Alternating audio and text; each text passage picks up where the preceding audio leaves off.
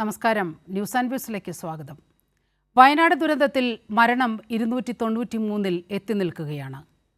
രാജ്യം കണ്ട ഏറ്റവും വലിയ പ്രകൃതി ദുരന്തങ്ങളിൽ ഒന്നാണ് വയനാട്ടിലുണ്ടായത്. രാജ്യത്തിൻ്റെ വിവിധ ഭാഗങ്ങളിൽ രക്ഷാപ്രവർത്തനത്തിൽ പങ്കാളികളായ സൈനികർ തന്നെ പങ്കുവയ്ക്കുന്നതാണ് ഇക്കാര്യം. ദുരന്തമുഖത്ത് ഒരു ഭരണകൂടം എങ്ങനെ പ്രവർത്തിക്കണമെന്നതിൻ്റെ മാതൃകയാണ് കേരളം. ദുരന്തഭൂമിയിൽ നിന്ന് 10,000-ഓളം പേരെ രക്ഷിക്കാനായി. അവർക്ക് ഭക്ഷണം, മാനസിക പിന്തുണ, കുഞ്ഞുങ്ങളുടെ വിദ്യാഭ്യാസം വരെ ഉറപ്പുവരുത്താൻ ഇക്കഴിഞ്ഞ 3 ദിവസങ്ങൾ കൊണ്ട് നമുക്ക് കഴിഞ്ഞിരിക്കുന്നു. ദുരന്തത്തിൽ പകച്ചു നിൽക്കുന്ന വെറും കാഴ്ചക്കാരല്ല ഭരണകൂടം എന്നതിൻ്റെ നേർസാക്ഷ്യമാകുകയാണ് വയനാട്ടിലെ ദുരിതാശ്വാസ പ്രവർത്തനങ്ങൾ. ഇതുകൊണ്ട് എല്ലാമായി എന്നല്ല, ഈ ദുരന്തത്തിൽ വിറങ്ങലിച്ച് നിൽക്കുന്ന ഒരു ജനതയെ ചേർത്ത് പിടിക്കാൻ, അവർക്ക് ധൈര്യം നൽകാൻ ഈ നാട് ഒപ്പം നിൽക്കുന്നു എന്നതിൻ്റെ ഒരു പ്രഖ്യാപനമാണ് നാം വയനാട്ടിൽ കാണുന്നത്. ഈ സ്പെഷ്യൽ ബുള്ളറ്റിനിൽ നമ്മോടൊപ്പം വി ശിവദാസൻ MP-യും ഡോക്ടർ സജിൻ കുമാർ, അദ്ദേഹം കേരള യൂണിവേഴ്സിറ്റിയുടെ ജിയോളജി വിഭാഗം ഡിപ്പാർട്ട്മെൻറ്റിലെ അസിസ്റ്റൻറ്റ് പ്രൊഫസറാണ്. അവർ കൂടി ഈ ചർച്ചയിലേക്ക് ചേരുന്നുണ്ട്. ആദ്യം ഈ ദിവസത്തെ കാര്യങ്ങൾ ഒന്ന് സമഗ്രമായി നോക്കിയാൽ മരണം 300-നടുത്ത് നിൽക്കുന്നൊരവസ്ഥയുണ്ട്. ഇനി കണ്ടെത്താനുള്ളത് 200-ലേറെ പേരെയാണ്. 5,500 പേരെ രക്ഷപ്പെടുത്തി കഴിഞ്ഞു. 8,500 പേർ ദുരിതാശ്വാസ ക്യാമ്പുകളിൽ കഴിയുന്നു. മുണ്ടക്കൈയിൽ ഇനി ആരും ജീവനോടെയില്ലെന്നതാണ് സൈന്യം സർക്കാരിനെ അറിയിച്ചിരിക്കുന്നത്. കനത്ത മഴയെ തുടർന്ന് ചൂരൽമലയിലെ രക്ഷാപ്രവർത്തനം താൽക്കാലികമായി നിർത്തിവെച്ചിരിക്കുകയാണ്. മുണ്ടക്കൈയെ ചൂരൽമലയുമായി ബന്ധിപ്പിക്കുന്ന ബെയിലി പാലത്തിൻ്റെ നിർമ്മാണം പൂർത്തിയായതോടെ പ്രതീക്ഷയുടെ ഒരു പുതിയ തുരുത്ത് തന്നെയാണ് തുറന്നിരിക്കുന്നത്. സമഗ്ര വിവരങ്ങളുമായി ആ ദുരന്തഭൂമിയിൽ നിന്നും PV കുട്ടൻ നമ്മോടൊപ്പം ചേരുന്നുണ്ട്. PV കുട്ടൻ, ഉള്ളിലേക്കുന്ന വാർത്തകളും ദൃശ്യങ്ങളുമാണ് രാവിലെ മുതൽ ഇതുവരെ നമ്മുടെ മുന്നിൽ എത്തിയത്. പക്ഷേ എപ്പോഴും വലിയൊരു പ്രതീക്ഷയുടെ, ഒരു ചേർത്ത് നിർത്തലിൻ്റെ വലിയൊരു സ്പർശനം നമുക്ക് ആ ദുരന്ത മേഖലയിൽ കാണാൻ കഴിഞ്ഞു. ഇന്ന് മുഖ്യമന്ത്രി അവിടെ എത്തി. ഏകോപനത്തിനാണ് അദ്ദേഹം ഏറ്റവും കൂടുതൽ ശ്രമം നടത്തിയത്. എല്ലാ വിഭാഗങ്ങളെയും ഒരുമിച്ച് കൊണ്ടുപോകുന്നതിനുള്ള ശ്രമം മുഖ്യമന്ത്രിയുടെ നെടുനായകത്വത്തിൽ അവിടെ നടന്നു. മറ്റൊന്ന് ഈ ബെയിലി പാലമാണ്. 85 അടി നീളത്തിൽ ഇത്ര വലിയൊരു പാലം 36 മണിക്കൂർ കൊണ്ട് ഒരു യുദ്ധകാലാടിസ്ഥാനത്തിൽ തന്നെ ഇന്ത്യൻ സൈന്യം പൂർത്തിയാക്കി നമുക്ക് തന്നിരിക്കുകയാണ്. എങ്ങനെ കാണാം ഇന്നത്തെ ഒരു ദിവസത്തെ? നീലിമ, ബെയിലി പാലത്തിന്റെ നിർമ്മാണം പൂർത്തിയായി എന്നുള്ളത് തന്നെയാണ് ഈ രക്ഷാദൗത്യത്തിന്റെ ഏറ്റവും പ്രധാനപ്പെട്ട ഒരു കാര്യം. ദുർഘടമായ കാലാവസ്ഥയിൽ പോലും കഴിഞ്ഞ ദിവസങ്ങളിലൊക്കെ ഇത്തരമൊരു സാഹചര്യം ഇല്ലാതിരുന്ന ഈ പാലം നിർമ്മിക്കുന്നതിന് മുമ്പ് തന്നെ താൽക്കാലിക പാലം ഉപയോഗിച്ചുകൊണ്ടും അതോടൊപ്പം തന്നെ ഹെലികോപ്റ്റർ ഒക്കെ അവിടെ ഈ കുടുങ്ങിക്കിടക്കുന്ന ആൾക്കാരെ, പുഴക്കപ്പുറത്ത് കുടുങ്ങിക്കിടക്കുന്ന ആൾക്കാരെ രക്ഷപ്പെടുത്തുന്നതിനുള്ള തീവ്രമായ ശ്രമങ്ങൾ രക്ഷാസേന നടത്തിയിരുന്നു. മിലിറ്ററിയും നേവിയും കേരള പോലീസും ഫയർഫോഴ്സും ഒക്കെ വളരെ ഊർജിതമായ രീതിയിൽ, ഒരേ മനസ്സോടുകൂടി വളരെ കൃത്യമായ രീതിയിലുള്ള ഏകോപനത്തോടു കൂടിയുള്ള രക്ഷാപ്രവർത്തനമാണ് നടത്തിയത്. ഇപ്പോൾ ഈ ബെയിലി പാലം പൂർത്തിയാവുന്നതോടുകൂടി തന്നെ അവിടേക്ക് മുണ്ടക്കൈയിലേക്കുള്ള ഗതാഗതം സാധ്യമാകും. അവിടേക്ക് ഇത്രയും ദിവസങ്ങൾ ഈ ദുരന്തം നടന്ന ഇത്രയും ദിവസങ്ങളായിട്ട് അവിടെ മനുഷ്യസാധ്യമായ കാര്യങ്ങളൊക്കെ ചെയ്തിരുന്നു. ഇനിയിപ്പോൾ യന്ത്രങ്ങളൊക്കെ ഉപയോഗിച്ചുകൊണ്ട് അവിടെ മണ്ണ് പരിശോധിക്കാനും അവിടെ തിരച്ചിൽ നടത്താനും ഒക്കെ സാധിക്കും. അത് വലിയ രീതിയിലുള്ളൊരു ഈ രക്ഷാപ്രവർത്തനത്തിന് വേഗത കൂട്ടുന്ന ഒരു കാര്യം കൂടിയാണ്. അതോടൊപ്പം മുഖ്യമന്ത്രി പിണറായി വിജയൻ ഈ രക്ഷാപ്രവർത്തനത്തിനും അതോടൊപ്പം തന്നെ ദുരിതാശ്വാസ പ്രവർത്തനങ്ങൾക്കുമൊക്കെ ഏകോപനം വഹിച്ചുകൊണ്ട് ഇന്ന് വയനാട്ടിലേക്ക് നേരിട്ടെത്തി. അദ്ദേഹം തന്നെയാണ് ഈ ദുരന്തമുണ്ടായ ഘട്ടം മുതൽ, ആ മണിക്കൂറുകൾ മുതൽ ഈ സമയം വരെ ഓരോ വിഷയങ്ങളിലും ഇടപെട്ടുകൊണ്ട് ഈ രക്ഷാപ്രവർത്തനം ഊർജിതമാക്കുന്നതിനും കേന്ദ്ര സേനയെ എത്തിക്കുന്നതിനും കേരളത്തിലെ മുഴുവൻ സംവിധാനങ്ങളെയും ഇവിടേക്ക് എത്തിക്കുന്നതിനും മന്ത്രിമാരെ പ്രത്യേകം ചുമതലപ്പെടുത്തിക്കൊണ്ട് വയനാട്ടിൽ കേന്ദ്രീകരിക്കുന്നതിനും ഒക്കെ ഇടപെടൽ നടത്തിയത് മുഖ്യമന്ത്രി തന്നെയാണ്. അദ്ദേഹം നേരിട്ടെത്തിയതോടുകൂടി രക്ഷാപ്രവർത്തനത്തിനും അതോടൊപ്പം തന്നെ ദുരിതാശ്വാസ പ്രവർത്തനത്തിനുമൊക്കെ വലിയ രീതിയിലുള്ള ഒരു ഊർജം കൈവരിച്ചിട്ടുണ്ട്. അദ്ദേഹം ചൂരൽമല സന്ദർശിച്ചിരുന്നു, ദുരന്തബാധിത മേഖല സന്ദർശിച്ചു, അതോടൊപ്പം തന്നെ ദുരിതാശ്വാസ ക്യാമ്പ് സന്ദർശിച്ചു, അവിടെ ഉള്ള ആൾക്കാരെ ആശ്വസിപ്പിച്ചു. വയനാട്ടിൽ പ്രധാനപ്പെട്ട 3 യോഗങ്ങളാണ് ഇന്ന് മുഖ്യമന്ത്രിയുടെ നേതൃത്വത്തിൽ നടന്നത്. അദ്ദേഹം കോഴിക്കോട് നിന്നും ഹെലികോപ്റ്റർ വഴിയാണ് വയനാട്ടിലേക്ക് എത്തിയത്. ഇവിടെ കൽപ്പറ്റയിൽ അദ്ദേഹം എത്തിയ ഉടൻ തന്നെ മന്ത്രിമാർ ഇവിടെ കേന്ദ്രീകരിച്ച ക്യാബിനറ്റിൻ്റെ ഏതാണ്ട് ഭൂരിഭാഗം മന്ത്രിമാരും ഇവിടെ തന്നെയാണ്. ഒരു മിനി ക്യാബിനറ്റ് അല്ല, ഒരു ഭൂരിപക്ഷ ക്യാബിനറ്റ് തന്നെ ഇന്നിവിടെ ചേർന്നിരുന്നു. അതിലാണ് ഈ രക്ഷാപ്രവർത്തനങ്ങളൊക്കെ വിലയിരുത്തൽ നടത്തിയത്. അതിനുശേഷം പ്രധാനപ്പെട്ട ഉദ്യോഗസ്ഥരുടെ യോഗം ചേർന്നു. ചീഫ് സെക്രട്ടറിയും DGPയും ഉൾപ്പെടെ ഈ സുരക്ഷാ ദൗത്യത്തിൽ പങ്കെടുക്കുന്ന മുഴുവൻ പ്രധാനപ്പെട്ട ഉദ്യോഗസ്ഥരുടെയും യോഗം ചേർന്നിരുന്നു. പിന്നീടാണ് സർവകക്ഷി യോഗം ചേർന്നത്. ആ യോഗത്തിനകത്ത് മുഖ്യമന്ത്രിയെയും മന്ത്രിമാരെയും കൂടാതെ പ്രതിപക്ഷ നേതാവും പ്രതിപക്ഷ ഉപനേതാവും അതോടൊപ്പം തന്നെ വിവിധ രാഷ്ട്രീയ പാർട്ടികളുടെ നേതാക്കളും ഒക്കെ പങ്കെടുത്തിരുന്നു. ഈ ദുരിതത്തിലാണ്ട വയനാടിനെ ചേർത്ത് പിടിക്കുന്നതിന് വേണ്ടി എല്ലാവരും ഒരേ മനസ്സോടെ മുന്നോട്ട് വന്നു എന്നാണ് ഈ സർവകക്ഷി യോഗത്തിന് ശേഷം മുഖ്യമന്ത്രി അറിയിച്ചിരിക്കുന്നത്. വളരെ പ്രധാനപ്പെട്ട ചില കാര്യങ്ങൾ കൂടി അദ്ദേഹം ഈ യോഗത്തിന് ശേഷം പറഞ്ഞിരുന്നു. അതിൽ പ്രധാനപ്പെട്ട ഒരു കാര്യം, ഈ രക്ഷാപ്രവർത്തനം കോർഡിനേറ്റ് ചെയ്യുന്നതിന് തുടർന്നുള്ള ദിവസങ്ങളിലും ഏകോപിപ്പിക്കുന്നതിന് വേണ്ടി ഒരു മന്ത്രിസഭാ ഉപസമിതിയെ തീരുമാനിച്ചു എന്നുള്ളതാണ്. മന്ത്രിമാരായ PA Muhammad Riyas, AK Saseendran, K Rajan, OR Kelu എന്നിവരാണ് ആ ഉപസമിതിയിലുള്ളത്. അവർ ഇപ്പോഴും ഈ രാത്രിയിലും ഈ രക്ഷാപ്രവർത്തനം നടക്കുന്ന ചൂരൽമലയിൽ ഉണ്ടായിരുന്നു. ഇപ്പോൾ കളക്ടറേറ്റിൽ പ്രത്യേക യോഗം ചേരുകയാണ്, മന്ത്രിസഭാ ഉപസമിതിയുടെ യോഗം ചേരുകയാണ്. അവരായിരിക്കും ഇനിയുള്ള ദിവസങ്ങളിൽ ഈ കാര്യങ്ങളൊക്കെ കോർഡിനേറ്റ് ചെയ്ത് കൊണ്ടുപോകുന്നത്. തുടക്കം മുതൽ തന്നെ അവരൊക്കെ ജില്ലയിലുണ്ട്. അതോടൊപ്പം തന്നെ ഈ ദുരിതാശ്വാസ ക്യാമ്പുകൾ ആരംഭിച്ച് അവിടെയുള്ള ആൾക്കാർക്ക് ആവശ്യമായ സഹായങ്ങളൊക്കെ വേണ്ട സജ്ജീകരണങ്ങളൊക്കെ നേരത്തെ തന്നെ ഏർപ്പെടുത്തിയിരുന്നു. അതിനുശേഷം പുനരധിവാസ പ്രവർത്തനങ്ങൾ പിന്നീട് ആരംഭിക്കുമെന്ന് മുഖ്യമന്ത്രി അറിയിച്ചിട്ടുണ്ട്.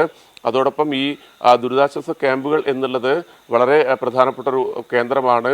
അവിടെ ഓരോ കുടുംബത്തിനും അവരുടെ സ്വകാര്യത മാനിച്ചുകൊണ്ടുള്ള രീതിയിലുള്ള ക്രമീകരണങ്ങൾ ഏർപ്പെടുത്തും. അവിടേക്ക് ആൾക്കാർക്ക് ഉള്ളിലേക്ക് പ്രവേശിക്കാൻ വേണ്ടി പറ്റില്ല. ആരെങ്കിലും കാണണം എന്നുണ്ടെങ്കിൽ അവരെ പുറത്തേക്ക് വിളിച്ച് കാണണം. അത്തരത്തിൽ അവരുടെ സ്വകാര്യത മാനിക്കേണ്ടതുണ്ടെന്ന് മുഖ്യമന്ത്രി പറഞ്ഞു.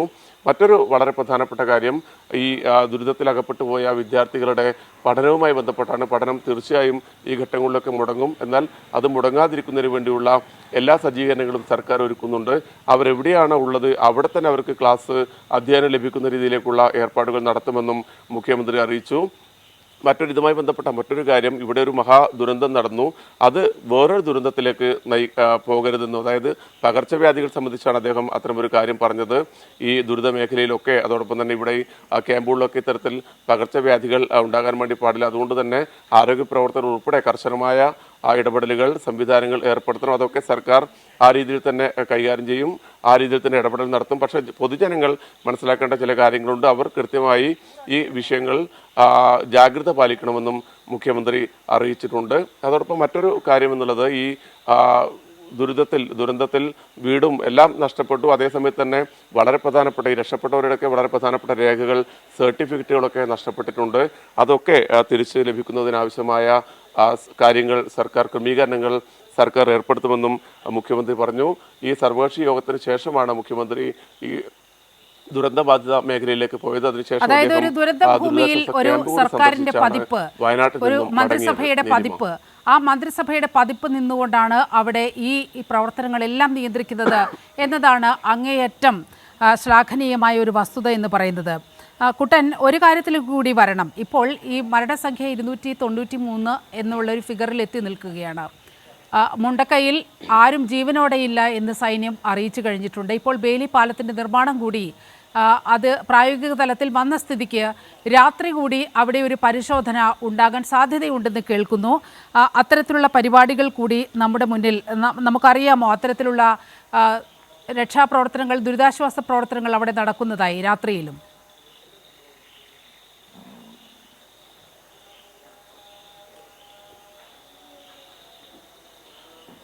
നിലിമ, ഊർജിതമായ രീതിയിലുള്ള രക്ഷാപ്രവർത്തനങ്ങൾ നടത്താൻ തന്നെയാണ് മുഖ്യമന്ത്രി നിർദ്ദേശിച്ചിരിക്കുന്നത്. അതിന്റെ ഭാഗമായിട്ട് തന്നെയാണ് ബേലിപ്പാലം ഇന്ന് വൈകിട്ടോട് പൂർത്തിയായി. അതിലൂടെ വാഹനങ്ങൾ മറുഭാഗത്തേക്ക് പോകാൻ വേണ്ടി തുടങ്ങി. അതൊരു പ്രധാനപ്പെട്ട കാര്യമാണ്. കാരണം അവിടെ മണ്ണിനടിയിൽ ഒരുപാട് പേർ കുടുങ്ങിക്കിടക്കുന്നുണ്ട്. അവരുടെയൊക്കെ അവിടെ ജീവനുള്ള ആരുമില്ല എന്ന് ഈ ഈ ദൗത്യ സംഘം, രക്ഷാസംഘമൊക്കെ അറിയിച്ചിട്ടുണ്ടെങ്കിൽ പോലും അവരൊക്കെ പരമാവധി കണ്ടെത്തുന്നതിനുള്ള അവിടെ ഈ മണ്ണിനടിയിൽ പരിശോധന നടത്തിക്കൊണ്ട് അവിടെ കുടുങ്ങിക്കിടക്കുന്നവരെയൊക്കെ പുറത്തെത്തിക്കാനുള്ള ശ്രമങ്ങൾ തുടരേണ്ടതുണ്ട്. അപ്പോൾ അതിനൊക്കെ വലിയ രീതിയിൽ കരുത്തു പകരും ഈ പാലത്തിൻ്റെ നിർമ്മാണം. അല്പസമയം മുമ്പാണ് മന്ത്രിമാരൊക്കെ അവിടെ സന്ദർശിച്ച് തിരിച്ച് ആ കളക്ടറേറ്റിലേക്ക് എത്തിയത്. ഇന്ന് രാത്രിയിലും കാലാവസ്ഥ നമുക്കറിയാം, ഇവിടെ വലിയ രീതിയിലുള്ള മഴയാണ്. ഈ ദുരന്ത ത്തിന് മുമ്പും ദുരന്തത്തിന് ശേഷവും കനത്ത മഴയാണ് ആ മേഖലയിലൊക്കെ. വയനാടിൻ്റെ പല ഭാഗങ്ങളിലും കനത്ത മഴയാണ് പെയ്യുന്നത്. പല ഘട്ടങ്ങളിലും ഇത്തരത്തിലുള്ള രക്ഷാപ്രവർത്തനത്തിന് തടസ്സമാകുന്നുണ്ട്. എങ്കിൽ പോലും അതിനൊക്കെ മറികടന്നുകൊണ്ടുള്ള ഊർജിതമായ പ്രവർത്തനങ്ങൾ ഈ രക്ഷാസംഘം ഏറ്റെടുത്ത് നടത്തുന്നുണ്ട്. ഇന്നത്തെ രാത്രിയിലെ കാലാവസ്ഥ അനുസരിച്ച് മാത്രമേ തുടർ നടപടികളെ കുറിച്ച് പറയാൻ വേണ്ടി സാധിക്കുള്ളൂ. ഏതായാലും 9 മണിയോടുകൂടി പോകുകയാണ്. കുട്ടൻ തുടരുമെന്നാണ് എൻ്റെ പ്രതീക്ഷ.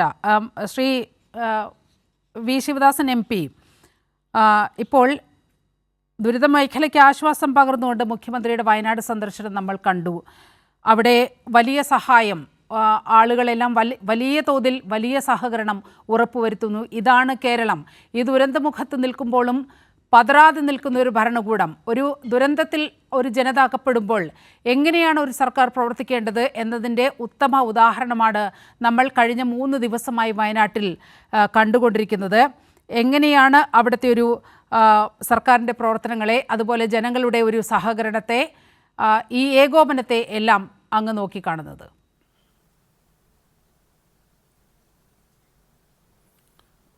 ഈ ദുരന്തമുഖത്ത് അശേഷം പകച്ചു പോകരുത് എന്ന് നമ്മളോട് പറയുക മാത്രമല്ല, ജനങ്ങളെ ആകെ കൂട്ടിയോജിപ്പിച്ചുകൊണ്ട് ദുരന്ത നിവാരണ പ്രവർത്തനങ്ങൾക്ക് നേതൃത്വം നൽകുന്നതിന് അസാമാന്യമായ നേതൃപാഠവുമാണ് കേരളത്തിൻ്റെ മുഖ്യമന്ത്രി ഇപ്പോൾ നമ്മുടെ മുമ്പിൽ അദ്ദേഹത്തിൽ നമുക്ക് കാണാൻ കഴിയുന്നത്. തീർച്ചയായും എല്ലാവരും ഒത്തുചേർന്ന്, മന്ത്രിമാർ, അവിടെയുള്ള ജനപ്രതിനിധികൾ എല്ലാവരും ഒത്തുചേർന്ന്, കക്ഷിരാഷ്ട്രീയത്തിൻ്റെ അല്ലെങ്കിൽ ജാതി മതത്തിൻ്റെ യാതൊരു തലത്തിലുള്ള നിറവ്യത്യാസങ്ങളുമില്ലാതെ എല്ലാവരും ഈ ദുരന്തഭൂമിയിൽ ഒറ്റക്കെട്ടായി കൈകോർത്ത് നിൽക്കേണ്ടുന്ന ഒരു ഘട്ടമാണിത്. അനാവശ്യമായിട്ടുള്ള ആരോപണ പ്രത്യാരോപണങ്ങൾ നടത്തി രാഷ്ട്രീയ നേട്ടമുണ്ടാക്കാനുള്ളതല്ല ഈ സമയമെന്ന് നമുക്കെല്ലാം അറിയുന്ന കാര്യമാണ്. ഇവിടെ നമ്മളുടെ ഉത്തരവാദിത്വം എന്ന് പറയുന്നത് ആ പ്രയാസം അനുഭവിക്കുന്ന വയനാട്ടിലെ ജനങ്ങൾക്ക് പരമാവധി സഹായം എത്തിക്കുന്നതിന് വേണ്ടി ഇടപെടുക എന്നുള്ളതാണ്. ഞങ്ങൾ പാർലമെൻറ്റിൽ നടത്തിയിട്ടുള്ള ഇടപെടൽ, അഭ്യർത്ഥന, അതൊക്കെ അതിൻ്റെ ഭാഗമായിട്ടാണ്. ഞങ്ങളുടെ സംഘം മന്ത്രിയോടുൾപ്പെടെ അഭ്യർത്ഥിച്ചത്, ഹോം മിനിസ്റ്ററോടുൾപ്പെടെ അഭ്യർത്ഥന നടത്തിയിട്ടുള്ളതൊക്കെ. അപ്പോൾ നമുക്കെല്ലാവർക്കും ചേർന്ന് ഈ ദുരന്തമുഖത്ത് ഒന്നായി നിൽക്കണം. മുഖ്യമന്ത്രിയുടെ ആഹ്വാനം അനുസരിച്ച് ഇവിടെ വയനാട്ടിലേക്ക് ആവശ്യമായിട്ടുള്ള സഹായങ്ങൾ എത്തിക്കുന്നതിന് വേണ്ടി പരമാവധി ഏജൻസികളെ, സംഘടനകളെ എല്ലാം എങ്ങനെയെല്ലാം കൂട്ടിയോജിപ്പിക്കാൻ പറ്റുമോ അതിനെല്ലാമുള്ള ആലോചനകൾ നമ്മൾ നടത്തേണ്ടതായിട്ടുണ്ട്. ഇവിടെ ഉണ്ടായിട്ടുള്ള ദുരന്തം എന്ന് പറയുന്നത് ഇത് കേരളത്തിൻ്റെ മാത്രം ഒരു ദുരന്തമല്ലല്ലോ.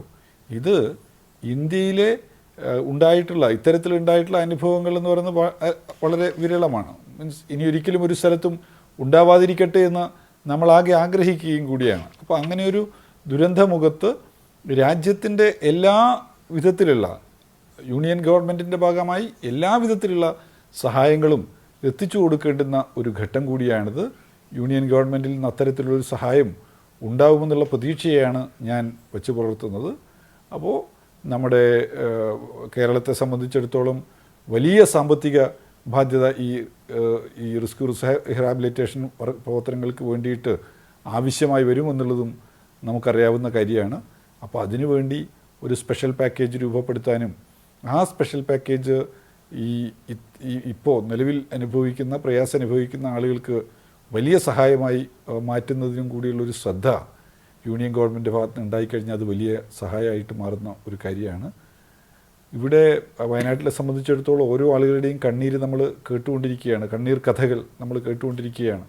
അച്ഛനെ നഷ്ടപ്പെട്ട മക്കൾ, അമ്മയെ നഷ്ടപ്പെട്ടവർ, ഒരു കുടുംബത്തിലെ എല്ലാവരും നഷ്ടപ്പെട്ടവർ, ഒരു കുടുംബത്തിൽ നിന്ന് ഒരു കുട്ടി മാത്രം ബാക്കിയായിട്ടുള്ള വാർത്ത, ഇതൊക്കെ കരളലിയിപ്പിക്കുന്ന കഥകൾ ഒന്നിനു പുറകെ ഒന്നായി നമ്മൾ കേട്ടുകൊണ്ടിരിക്കുകയാണ്. ഇനിയും നമ്മുടെ കാണാമറിയത്തുള്ള ഒരുപാട് ആളുകൾ, അവരെങ്ങനെയാണ് രക്ഷപ്പെടുത്തുക, അവരെ എങ്ങനെ നമുക്ക് കണ്ടെടുക്കാൻ കഴിയും എന്നുള്ളതൊക്കെ നമ്മുടെ മുമ്പിലുള്ളൊരു വലിയ ചോദ്യചിഹ്നമാണ്. ആ ചോദ്യചിഹ്നം നമ്മുടെ എല്ലാം ഹൃദയത്തെ പൊള്ളിക്കുകയാണ്. തകർന്നുപോയ വിദ്യാലയങ്ങൾക്ക് പകരമായി എന്ത് ചെയ്യാൻ പറ്റും, പഠിക്കേണ്ടുന്ന കുട്ടികൾക്ക് എങ്ങനെയാണ് വിദ്യാഭ്യാസം കൊടുക്കുക, അവരെ സംബന്ധിച്ചിടത്തോളം ഇപ്പോൾ ഒരു വല്ലാത്ത മാനസിക അവസ്ഥയിലാണല്ലോ ഉണ്ടാകുക. ഈ ദുരന്തത്തെ നേരിട്ട് അഭിമുഖീകരിക്കേണ്ടി വന്നിട്ടുള്ള ആളുകളുടെ മാനസികാവസ്ഥ നമുക്കാർക്കും വായിച്ചെടുക്കാൻ കഴിയാത്തതാണ്. ആ മാനസികാവസ്ഥയിൽ നിൽക്കുന്ന ആളുകളെ എങ്ങനെയാണ് അതിൽ നിന്ന് ഒന്ന് മാറ്റിയെടുത്ത് അവരെ വിദ്യാഭ്യാസവും അവരുടെ ആരോഗ്യവും ഒക്കെ കാര്യങ്ങൾ ശ്രദ്ധിക്കാൻ പറ്റുന്നതിലേക്ക് അവരെ മാറ്റിയെടുക്കാൻ പറ്റുക, അതോടൊപ്പം തന്നെ ഈ ദുരന്തത്തിൻ്റെ ഭാഗമായി ഉണ്ടാവാനിടയുള്ള ആരോഗ്യ പ്രശ്നങ്ങൾ, ഒരുപക്ഷെ പകർച്ചവ്യാധികൾ ഉൾപ്പെടെ സാധ്യതയുള്ള ഒരു ഘട്ടം കൂടിയാണ്. വലിയ ആൾക്കൂട്ടങ്ങളും മറ്റും അവിടെ കൂടിയാലുണ്ടാകുന്ന പ്രശ്നത്തെക്കുറിച്ച് ഉൾപ്പെടെ ആരോഗ്യ പ്രവർത്തകരുൾപ്പെടെ സൂചിപ്പിച്ചു കഴിഞ്ഞു. അപ്പോൾ അവിടെ എങ്ങനെയാണ് ഈ ദുരന്തമുഖത്ത് ഒരു വലിയ നിലയിലുള്ള പകർച്ചവ്യാധിയും മറ്റുമൊന്നും ഇല്ലാത്ത, വരാതിരിക്കാൻ പറ്റുന്ന നിലയിലുള്ള ഒരു സാഹചര്യം രൂപപ്പെടുത്തുക എന്നുള്ളതൊക്കെ നമ്മുടെ മുമ്പിൽ വരേണ്ടുന്ന ചർച്ച ചെയ്യേണ്ടുന്ന ഈ ദുരന്തമുഖത്തു നിന്നും സാധാരണ നിലയിലേക്ക് അവിടുത്തെ ജനജീവിതം കെട്ടിപ്പടുക്കാൻ വലിയ ദൂരം നമ്മുടെ മുന്നിൽ കിടക്കുകയാണ്. വലിയ ദൂരം തന്നെ സഞ്ചരിക്കേണ്ടതുണ്ട്. ഇപ്പോൾ ഡോക്ടർ സജിൻ കുമാർ കൂടി നമ്മോടൊപ്പം ചേരുകയാണ്. അദ്ദേഹം ജിയോളജിസ്റ്റാണ്.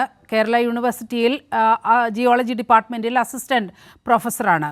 അദ്ദേഹത്തിൻ്റെ പ്രത്യേകത എന്ന് പറയുന്നത് ഈ കേരളത്തിലെ ഉരുൾപൊട്ടലുകളെക്കുറിച്ച്, കേരളത്തിന് പുറത്തുമുള്ള ഉരുൾപൊട്ടലുകളെക്കുറിച്ച് വളരെ കൃത്യമായ ശാസ്ത്രീയമായി പഠനം നടത്തിയ വ്യക്തിയാണ്. അദ്ദേഹമാണ് നമ്മോടൊപ്പം ഈ ചർച്ചയിൽ പങ്കെടുക്കുന്നത്. ഡോക്ടർ സജിൻ കുമാർ, ഈ മുണ്ടക്കൈ ദുരന്തത്തെ എങ്ങനെയാണ് താങ്കൾ വിലയിരുത്തുന്നത്? സാധാരണമായി പാരിസ്ഥിതികമായി ദുർബലമായ ഒരു പ്രദേശം, അവിടുത്തെ ഒരു ഭൂവിനിയോഗം, അതൊക്കെയായിരിക്കുമല്ലോ ഉരുൾപൊട്ടലിന് നിദാനമായി എല്ലാവരും എടുത്തു കാട്ടുന്ന ഒരു വസ്തുത. പക്ഷേ അതിൽ നിന്ന് വിഭിന്നമായി മുണ്ടക്കൈ, ചൂരൽമല എന്ന് പറയുന്ന പ്രദേശങ്ങളിൽ ഒരു തരത്തിലുള്ള പ്രകൃതി ദുരന്തമോ അത്തരത്തിലൊരു ഉരുൾപൊട്ടൽ സാധ്യതയോ ഭീഷണിയോ ഒന്നും നിലനിന്നിരുന്ന ഒരു പ്രദേശമല്ല. ഈ പശ്ചിമഘട്ടത്തിലെ ഒരു തരത്തിൽ പറഞ്ഞാൽ ശാന്തമായ ഒരു പ്രദേശം എന്ന് വേണമെങ്കിൽ ഈ ഏരിയയെ നമുക്ക് വിശേഷിപ്പിക്കാം.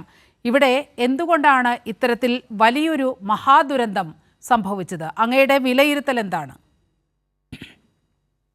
മുണ്ടക്കൈ ഭാഗം നേരത്തെ ഉരുൾപൊട്ടൽ ഉണ്ടായിട്ടുള്ള സ്ഥലങ്ങളാണ്. 1984-ലും 2019-ലും പുത്തുമല സംഭവിച്ചപ്പോൾ തന്നെ മുണ്ടക്കൈയിൽ ഒരു ചെറിയ തോതിലുള്ള ഒരു ഉരുൾപൊട്ടൽ ഉണ്ടായിട്ടുണ്ട്. ഉരുൾപൊട്ടൽ സാധ്യത മേഖലയിൽ പെടുന്ന സ്ഥലം തന്നെയാണ്, പരിസ്ഥിതി ലോല പ്രദേശവുമാണ്. പക്ഷേ നമ്മൾ 2018-ന് ശേഷം നമ്മൾ കാണുമ്പോൾ അതിനു മുമ്പുള്ള ഉരുൾപൊട്ടലിനേക്കാണെങ്കിൽ ഒരു പക്ഷേ മനുഷ്യന്റെ ഇടപെടൽ കാരണം എന്നൊക്കെ പറയാം. പക്ഷെ 2018-ന് ശേഷം കാണുമ്പോൾ മിക്കവാറുമുള്ള ഉരുൾപൊട്ടലൊക്കെ ഉൾവനങ്ങളിലാണ് സംഭവിച്ചിട്ടുള്ളത്. ആ ഉൾവനങ്ങൾ സംഭവിക്കുമ്പോഴും അതിതീവ്ര മഴ, അതായത് ഇപ്പോഴേ മുണ്ടക്കൈയിൽ ഉണ്ടായത് 2 ദിവസം കൊണ്ട് 600 മില്ലിമീറ്ററിന്റെ മഴയാണ്. ഇതൊക്കെ അതിതീവ്ര മഴയാണ്. ഈ മഴയൊന്നും ഉൾക്കൊള്ളുവാനുള്ള ശേഷി അവിടുത്തെ മണ്ണിനോ അവിടുത്തെ മണ്ണിന്റെ ഘടനയ്ക്കോ സാധിക്കില്ല. അപ്പം ഇപ്പോഴത്തെ മഴയുടെ ഒരു പ്രത്യേകത എന്ന് വെച്ച് കഴിഞ്ഞാൽ ചെറിയ സമയം കൊണ്ട് ഒരു വലിയ തോതിലുള്ള മഴ. അപ്പം ഇത് ഒരുമിച്ച് വെള്ളം വരാൻ നേരത്ത് മണ്ണിന് അതിനെ ഉൾക്കൊള്ളുവാൻ സാധിക്കില്ല. അതുകൊണ്ടാണ് ഒരു വലിയ ഏരിയ, പണ്ട് പഴയ കാലത്തെ ഉരുൾപൊട്ടലുള്ള കേരളത്തിലെ ഉരുൾപൊട്ടലുകളുടെ ഫോട്ടോയൊക്കെ നോക്കുകയാണെങ്കിൽ ഒരു നൂല് പോലെയോ ഒരു കുഞ്ഞു സ്ഥലം മാത്രം ഒഴുകി വരുന്ന പ്രതിഭാസമാണ് കാണുന്നത്. ഇന്നങ്ങനെയില്ല. വലിയ ഏരിയ, അതായത് ഒരുമിച്ച് വെള്ളം വരുമ്പോൾ ഒരുമിച്ച് പൊട്ടി വരുന്ന അവസ്ഥയാണ്. അപ്പോൾ ഇപ്പോഴത്തെ 2018-ന് ശേഷമുള്ള ഉരുൾപൊട്ടൽ ഒരു രീതിയിൽ നോക്കും മനുഷ്യന്റെ ഇടപെടൽ കാരണം എന്ന് പറയാൻ പറ്റില്ല.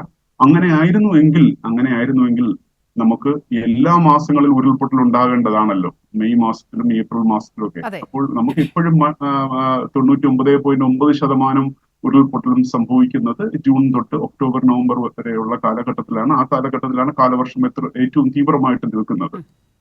അതുകൊണ്ട് മനുഷ്യന്റെ ഇടപെടലാണെന്ന് നമുക്ക് ഒരിക്കലും പറയാൻ പറ്റില്ല. പിന്നെ ഇതിനൊരു ഉദാഹരണം ഇതിന് സഹിതം പറയണമെങ്കിൽ 2018-ൽ UNEP സംഘടിപ്പിച്ച ഒരു പ്രോജക്റ്റ് ഉണ്ടായിരുന്നു. അതിൽ ഞാൻ ഒരു അംഗമായിരുന്നു. അതിൽ ആർക്കും അറിഞ്ഞൂടാത്ത ഒരു സംഖ്യയാണ് ഞാൻ ഇപ്പോൾ പറയാൻ പോകുന്നത്. ഏതാണ്ട് കേരളത്തിൽ 4726 ഉരുൾപൊട്ടലുകൾ ഉണ്ടായി. ചെറുതും വലുതുമായിട്ട്, എല്ലാം വലുതല്ല, വലുതും ചെറുതുമായിട്ടുള്ള 4726. അതിൽ പകുതിയോളം 2223 ഉരുൾപൊട്ടലുകൾ ഇടുക്കി ജില്ലയിൽ മാത്രമായിരുന്നു. അപ്പൊ ഇടുക്കി ജില്ലയാണ് നമ്മൾ കൂടുതൽ ശ്രദ്ധയോടെ നമ്മൾ പഠിച്ചത്. അതിൽ 2226 ഉരുൾപൊട്ടൽ ഇടുക്കിയിലുള്ളതിൽ പകുതിയോളം ഉൾക്കാടിൽ, ഉൾവനത്തിലാണ് സംഭവിച്ചത്.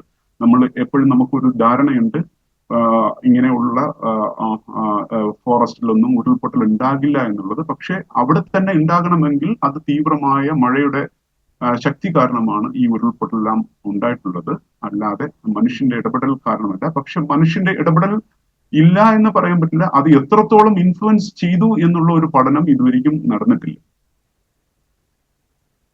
ശരി, ഈ മുണ്ടക്കൈ ചൂരൽമല പ്രദേശത്ത് അങ്ങ് സൂചിപ്പിച്ചു, അതായത് സർക്കാരിൻ്റെ ഔദ്യോഗിക കണക്കനുസരിച്ച് 573 മില്ലിമീറ്റർ മഴയാണ് അവിടെ പെയ്തത്. ആ അത്രയും വലിയ തോതിലുള്ള ഒരു മഴ സംഭരിക്കാനുള്ള ശേഷി അവിടുത്തെ മണ്ണിനില്ല. അവിടുത്തെ പാറയുടെ ഒരു ഘടനയൊക്കെ അങ്ങനെയാണ് എന്നാണ് പറഞ്ഞു വരുന്നത്. ഇതിപ്പോൾ ഇത് മുണ്ടക്കയിലും ചൂരൽമലയിലുമാണ് ഇത് സംഭവിച്ചത്. പശ്ചിമഘട്ടത്തിലെ പല പ്രദേശങ്ങളും ഇങ്ങനെ തന്നെയല്ലേ? ഈ മഴ എന്ന് പറയുന്നത് അതിതീവ്ര മഴയാണ് ഇപ്പോൾ പെയ്തുകൊണ്ടിരിക്കുന്നത്. അങ്ങ് സൂചിപ്പിച്ചതുപോലെ തന്നെ ചെറിയൊരു സമയത്തേക്ക് വൻതോതിൽ വലിയ മഴ പെയ്തിറങ്ങുന്നൊരു പ്രതിഭാസം അത് ഈ പശ്ചിമഘട്ടത്തിൽ ഉടനീളം നമുക്ക് കാണാൻ കഴിയുന്നില്ലേ? ഈ നമ്മുടെ തൊട്ടടുത്ത്, ഈ വയനാടിന് തൊട്ടടുത്ത് കിടക്കുന്ന നീലഗിരിയിൽ കഴിഞ്ഞ എത്രയോ ദിവസമായി നിർത്താതെ മഴ പെയ്യുന്നൊരു സാഹചര്യമുണ്ട്. അപ്പോൾ അങ്ങനെ നോക്കുമ്പോൾ കേരളത്തിൻ്റെ ഒരു പശ്ചിമഘട്ട മേഖലയെ ഇത് മാൻമെയ്ഡ് ദുരന്തമല്ല, പ്രകൃതിയാൽ ഉണ്ടാകുന്ന ദുരന്തം തന്നെയാണ്. വളരെ കൃത്യമായി അങ്ങനെ തന്നെ പറയേണ്ടിയിരിക്കുന്നു. ഇതിന് നമ്മൾ ഇനി അങ്ങോട്ട് കാണേണ്ട മുൻകരുതൽ എന്തെല്ലാമാണ്? മുൻകരുതൽ ഇപ്പോൾ നമുക്ക് ഇതൊരു ഒരു മോഡലായിട്ട് വേണം എടുക്കാൻ. ഈ ഉരുൾപൊട്ടൽ ഈ മുണ്ടക്കയിൽ നടന്നത് ഇത്രയും മരണസംഖ്യയിലും വ്യാപ്തിയിലും ഇത്രയും വലിയ ഒരു ഉരുൾപൊട്ടൽ ഇതുവരെയും കേരളം കണ്ടിട്ടില്ല. ഇനി മനുഷ്യന് രേഖപ്പെടുത്താത്ത കാലഘട്ടങ്ങളിൽ ഉണ്ടായിട്ടുണ്ടോ എന്ന് അറിയില്ല. പക്ഷെ ഇത്രയും വ്യാപ്തിയിലുള്ളത്, അപ്പം ഇനി ഇങ്ങനെ ഈ വ്യാപ്തിയിലും ഈ മരണസംഖ്യയിലും വരത്തക്കത്തിലുള്ള ഉരുൾപൊട്ടൽ ഇനി കേരളത്തിൽ വരാതിരിക്കുവാൻ ഇതിൽ നിന്നും നമുക്ക് ഒത്തിരി പാഠങ്ങൾ ഉൾക്കൊള്ളേണ്ടതുണ്ട്. ഏറ്റവും പ്രധാനമായിട്ട് പറയേണ്ടത്, ഞാൻ ഇത്രയും നേരം മനുഷ്യന്റെ ഇടപെടൽ ഇല്ല എന്ന് പറഞ്ഞെങ്കിലും ഈ ഉരുൾപൊട്ടൽ ഉണ്ടാകാൻ അല്ലെങ്കിൽ ഉരുൾപൊട്ടൽ ട്രിഗർ ചെയ്യാൻ മനുഷ്യന്റെ ഇടപെടൽ ഇല്ല എന്നായിരുന്നു എന്റെ നിഗമനം. കാരണം ഈ ഉരുൾപൊട്ടൽ ഇപ്പം ഈ ഉരുൾപൊട്ടൽ സാധ്യത മാപ്പുകളുണ്ട്, സർക്കാർ പ്രസിദ്ധീകരിച്ചതുണ്ട്, അല്ലാതെ സ്വന്തമായിട്ടുള്ള ഇഷ്ടപ്രകാരം പല റിസർച്ച് ഇൻസ്റ്റിറ്റ്യൂട്ട്സും നടത്തിയിട്ടുള്ള ഉണ്ട്. ഒരു നൂറുകണക്കിനുള്ള കേരളത്തിൽ തന്നെ നൂറുകണക്കിനുള്ള ഉരുൾപൊട്ടൽ സാധ്യത മാപ്പുകളുണ്ട്. ഈ മാപ്പുകളിലൊക്കെ ഈ ഉരുൾപൊട്ടൽ ഉണ്ടായ സ്ഥലം നമ്മൾ നോക്കുകയാണെങ്കിൽ അത് ഏറ്റവും ഉരുൾപൊട്ടൽ സാധ്യത മേഖലയിൽ തന്നെ വീഴും. പക്ഷേ അങ്ങനെ മുണ്ടക്കയും അങ്ങനെ തന്നെയാണ്. ഏത് മാപ്പിൽ നോക്കിയാൽ ഉരുൾപൊട്ടൽ സാധ്യത മേഖലയാണ്. പക്ഷെ എന്തുകൊണ്ട് നാശനഷ്ടം ഉണ്ടായി എന്നുള്ളതിന് നമുക്ക് നല്ല രീതിയിൽ ഡീപ്പായിട്ട് പഠിക്കാനുണ്ട്. അതിനുള്ള കാരണം എന്തെന്ന് വെച്ച് കഴിഞ്ഞാൽ, നമ്മൾ ഉരുൾപൊട്ടൽ ഉണ്ടാകുന്ന സ്ഥലങ്ങളെ മാത്രമേ നിർണ്ണയിക്കുന്നുള്ളൂ. പക്ഷെ ഉരുൾപൊട്ടൽ ഒഴുകി വരുന്ന പാതയെക്കുറിച്ച് നമ്മൾ യാതൊരു വിധത്തിലുള്ള ശ്രദ്ധയും ചെലുത്തുന്നില്ല. നമ്മൾ അതിനെക്കുറിച്ച് ഗവനിക്കുന്നില്ല. ഒരുപക്ഷെ അതിന് അവിടെയുള്ള ആൾക്കാരെ മാറ്റിപ്പാർപ്പിക്കുവാനും സർക്കാരിന് തന്നെ അതിനൊരു സംവിധാനം ഉണ്ടാകില്ല. കാരണം ഉരുൾപൊട്ടൽ സാധ്യത ഈ മേഖലയിൽ അല്ലാത്തൊരു ആൾക്കാരെ നമ്മളിങ്ങനെ മാറ്റിപ്പാർപ്പിക്കാൻ പറ്റും. അപ്പം ഉരുൾപൊട്ടൽ ഒഴുകി വരുന്ന ആ റൗട്ടിനെ നിർണ്ണയിക്കുന്ന പലവിധ മോഡലിംഗ് ആയിട്ടുള്ള സോഫ്റ്റ്വെയർസ് ഒക്കെ ഉണ്ട്, മോഡലിംഗ് ചെയ്യാൻ പറ്റുന്ന സോഫ്റ്റ്വെയർസ് ഉണ്ട്. ആ സോഫ്റ്റ്വെയർസ് ഒക്കെ ഉപയോഗിച്ച് ഉരുൾപൊട്ടൽ ഒഴുകി വരുന്ന പാതയെ കൂടെ മനസ്സിലാക്കണം. അങ്ങനെയുള്ള ഒരു മാപ്പ് പൊതുജനങ്ങളുടെ ശ്രദ്ധയിൽ കൊണ്ടുവരണം. പിന്നെ ഇതിനു പുറമെ ഏറ്റവും മനസ്സിലാക്കേണ്ടത്, നമ്മുടെ പുഴയുടെ ഇരുകരകളിലും താമസിക്കുന്നവര് നമ്മുടെ മലമ്പ്രദേശം അല്ല, പക്ഷേ എന്നിരുന്നാലും പുഴയുടെ രണ്ടു കരയിൽ താമസിക്കുന്നവരും അതീവ ശ്രദ്ധയോട് ഇരിക്കണം. കാരണം ഈ മണ്ണും പാറയും കാരണം ഒഴുകി വരികയാണെങ്കിൽ വെള്ളം കരകവിന് ഒഴുകും. ഇതായിരുന്നു ചൂരൽമലയിലും മുണ്ടക്കയിലും സംഭവിച്ചത്.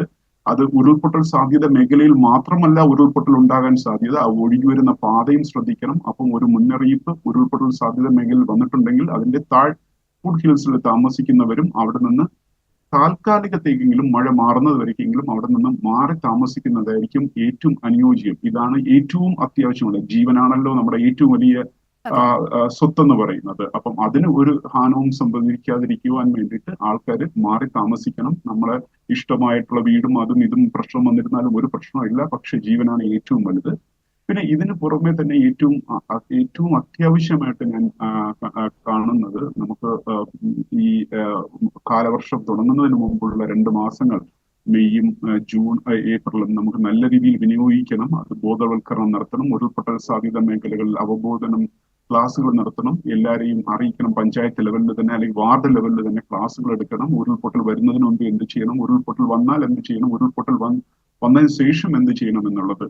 നമ്മൾ തന്നെ ഉരുൾപൊട്ടൽ സാധ്യത മേഖലകളിൽ പോയിട്ട് അവിടെ താമസിക്കുന്ന ആൾക്കാരോട് ചോദിച്ചെന്നാൽ ഇപ്പോൾ ഉരുൾപൊട്ടൽ വന്നാൽ നിങ്ങൾ എന്ത് ചെയ്യും, ഏത് ഭാഗത്തോട്ട് നിങ്ങൾ രക്ഷപ്പെട്ടു പോകും എന്ന് ചോദിച്ചിരുന്നാൽ അവർക്കറിയില്ല. അവർക്ക് ഉരുൾപൊട്ടൽ വരുന്ന സ്ഥലത്തോട് കുന്നിന്റെ മേളിലോട്ടാണോ പോകേണ്ടത്, കുന്നിന്റെ താഴോട്ടാണോ പോകേണ്ടത്, അതിൽ വേലിയുടെ നിന്നും മാറിയാണോ പോകേണ്ടത് എന്നുള്ളത് അവർക്കറിയില്ല. അവിടെ നിന്ന് താൽക്കാലികം രക്ഷപ്പെടണമെങ്കിൽ കൂടെ അവർക്ക് അതിന്റെ പാത എന്താണെന്ന് കൂടെ അറിയില്ല. അങ്ങനെയുള്ള ഒരു അവബോധം എല്ലാ വർഷങ്ങളിലും ഈ സമ്മർ മാസത്തിൽ, ഏപ്രിൽ മെയ് മാസത്തിൽ നടത്തണം. അതിന് സാങ്കേതികമായിട്ടുള്ള ഒരു പ്രശ്നവുമില്ല. കാരണം വോളണ്ടറി ചെയ്ത് വരുന്ന ഓർഗനൈസേഷൻസ് ഉണ്ട്. അല്ലെങ്കിൽ അവിടുത്തെ സ്കൂളുകളിൽ തന്നെ അവിടുത്തെ 10 തൊട്ട് 12 വരെയുള്ള കുട്ടികൾക്ക് തന്നെ ഒരാൾ പോയി ട്രെയിൻ ചെയ്തിരുന്നാലും അവർക്ക് തന്നെ ഇത് സ്പ്രെഡ് ചെയ്യാൻ പറ്റും ഈ ന്യൂസിനെ കുറിച്ച്. അങ്ങനെ നമുക്ക് നമ്മുടെ ജീവന്റെ ആപത്തിനെ നമുക്ക് തടഞ്ഞു നിർത്താനാകും ഉരുൾപൊട്ടൽ കാരണം. യെസ്, വയനാട് ദുരന്തം ഒരു റോൾ മോഡലായി നമ്മൾ എടുക്കേണ്ടതാണ്. അതായത് ഇനിയുള്ള പഠന വിധേയമാക്കേണ്ട ഒട്ടേറെ കാര്യങ്ങൾ ഈ വയനാട് ദുരന്തം നമ്മെ ഓർമ്മിപ്പിക്കുന്നുണ്ട്. അതാണ് ഡോക്ടർ സജിൻ കുമാർ പറഞ്ഞത്. ഡോക്ടർ സജിൻ തുടരുമെന്നാണ് പ്രതീക്ഷിക്കുന്നത്. ഇപ്പോൾ ദുരന്ത ഭൂമിയിൽ നിന്നും സച്ചിൻ കൂടി നമ്മോടൊപ്പം ചേരുന്നുണ്ട്. സച്ചിൻ ലൈനിലുണ്ടോ?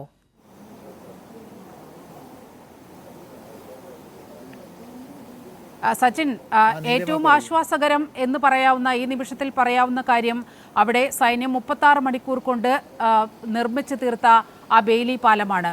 ആ ബെയിലി പാലത്തിലൂടെ രക്ഷാവാഹനങ്ങൾ, സഹായം വഹിച്ചുകൊണ്ടുള്ള ട്രക്കുകൾ എല്ലാം, മിലിറ്ററിയുടെ വാഹനങ്ങളെല്ലാം കടന്നു പോകുന്നുണ്ട്. എല്ലാ ദുരിതാശ്വാസ പ്രവർത്തനങ്ങൾക്ക് വേണ്ട ഉപകരണങ്ങളുമായിട്ടുള്ള വാഹനങ്ങളെല്ലാം കടന്നു പോകുന്നു എന്നാണ് മനസ്സിലാകുന്നത്. ഈ രാത്രിയിലും രക്ഷാപ്രവർത്തനം തുടരാനുള്ള സാധ്യതയുണ്ടോ? എങ്ങനെയാണ് അവിടുത്തെ ഒരു മഴയുടെ അവസ്ഥ, കാലാവസ്ഥ ഇപ്പോൾ എങ്ങനെയാണ്?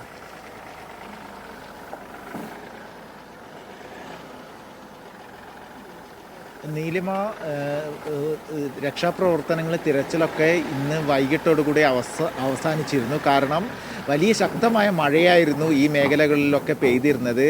ആ സമയത്ത് രക്ഷാപ്രവർത്തനങ്ങൾ അവസാനിപ്പിച്ചുകൊണ്ട് മറ്റ് സംഘടന പ്രവർത്തകരും സന്നദ്ധ സംഘടനയിൽപ്പെട്ടവരും ആർമി അടക്കമുള്ള ആളുകൾ തിരിച്ച് ക്യാമ്പുകളിലേക്ക് മടങ്ങിയിരുന്നു. ആ സമയങ്ങളിൽ വൈകിട്ടോടുകൂടി നിലവിൽ ഈ പുഴ കടന്നുകൊണ്ടൊരു നടപ്പാലം മാത്രമായിരുന്നു ഉണ്ടായിരുന്നത്. ആ നടപ്പാലം സാഹസികമായി കടന്നുകൊണ്ടായിരുന്നു രക്ഷാപ്രവർത്തനങ്ങൾക്ക് സൈനികരും അതുപോലെ തന്നെ സന്നദ്ധ സേവന പ്രവർത്തകരും ദുരന്ത നിവാരണ അതോറിറ്റി പ്രവർത്തകരൊക്കെ മുണ്ടക്കൈ മേഖലയിലേക്ക് പോയിരുന്നത്. വലിയ രീതിയിലുള്ള തെരച്ചിലിൻ്റെ ഉപകരണങ്ങളും അതുപോലെ തന്നെ അവശ്യ സാധനങ്ങൾ അടക്കം ചുമലിൽ ഏറ്റിക്കൊണ്ടായിരുന്നു ഈ നടപ്പാലത്തിലൂടെ, താൽക്കാലികമായി നിർമ്മിച്ച നടപ്പാലത്തിലൂടെ പോയിരുന്നത്. അതിന് ഒരു പരിഹാരം എന്ന രീതിയിലാണ് യുദ്ധകാലാടിസ്ഥാനത്തിൽ പാലം നിർമ്മിച്ചത്. പാലത്തിൻ്റെ നിർമ്മാണം 24 മണിക്കൂറിനുള്ളിൽ പൂർത്തീകരിക്കാൻ വേണ്ടി ഇന്ത്യൻ സൈന്യത്തിന് കഴിഞ്ഞു. 24 ടണ്ണ് ഭാരം വരെ ശേഷിയുള്ള പാലമാണ് നിർമ്മിച്ചിട്ടുള്ളത്. അതിനാൽ തന്നെ നാളെ മുതലുള്ള തിരച്ചിലുകൾ വലിയ രീതിയിലുള്ള ആധുനിക ഉപകരണങ്ങൾ അടക്കം ഉപയോഗിച്ചുകൊണ്ട് സുരക്ഷ നടത്താൻ വേണ്ടി സാധിക്കും. ഇന്ന് രാവിലെ മുഖ്യമന്ത്രി അടക്കമുള്ള ആളുകൾ എത്തി പാലത്തിന്റെ നിർമ്മാണ പുരോഗതി പൂർണ്ണതോതിൽ ഈ തെരച്ചിൽ പ്രവർത്തനങ്ങളൊക്കെ ആരംഭിക്കുന്നത് നാളെയാണ്. അതായത് ഈ ബെയിലി പാലത്തിൻ്റെ നിർമ്മാണം പൂർത്തിയായി. ഒപ്പം തന്നെ ഈ ചാലിയാർ പുഴയിൽ നിന്ന് ഇപ്പോഴും മൃതദേഹങ്ങൾ അവിടെ ഒഴുകി കരയ്ക്കടിയുന്ന സാഹചര്യം ഉണ്ട് എന്നാണ് മനസ്സിലാകുന്നത്. അതായത് പുഴ കേന്ദ്രീകരിച്ചുകൂടി ഒരു തെരച്ചിൽ നാളെ മുതൽ നടത്തും എന്നാണ് അറിയാൻ കഴിയുന്നത്. കാരണം ഈ മുണ്ടക്കൈ ഭാഗത്ത് ഒന്നും കണ്ടെത്താനായില്ല, ആരെയും ജീവനോടെ കണ്ടെത്താനായിട്ടില്ല. അവിടെയുള്ള ജീവനോടെ ഇരുന്ന എല്ലാവരെയും കരയ്ക്കെത്തിക്കാൻ കഴിഞ്ഞു എന്ന് സൈന്യം പറഞ്ഞു. അവിടെ ഇനി കെട്ടിടങ്ങൾ പൊളിച്ചുള്ള പരിശോധനയാണ് നാളെ നടക്കാൻ പോകുന്നത്. ഈ ഭൂമിയിൽ അമർന്നുപോയ കെട്ടിടങ്ങളുടെ ഉള്ളിൽ ആരെങ്കിലും കുടുങ്ങിക്കിടക്കുന്നുണ്ടോ, മൃതദേഹാവശിഷ്ടങ്ങളുണ്ടോ, അത്തരത്തിലുള്ള പരിശോധനയാണ് മുണ്ടക്കൈ കേന്ദ്രീകരിച്ച് നാളെ നടക്കാൻ പോകുന്നത്. ഒപ്പം ഈ ചാലിയാർ പുഴയിൽ ഒഴുക്ക് കുറഞ്ഞ ഒരു സാഹചര്യത്തിൽ കൂടുതൽ മൃതദേഹങ്ങൾ കടവുകളിൽ അടിയുന്നതായി വിവരം പുറത്തു വരുന്നുണ്ട്.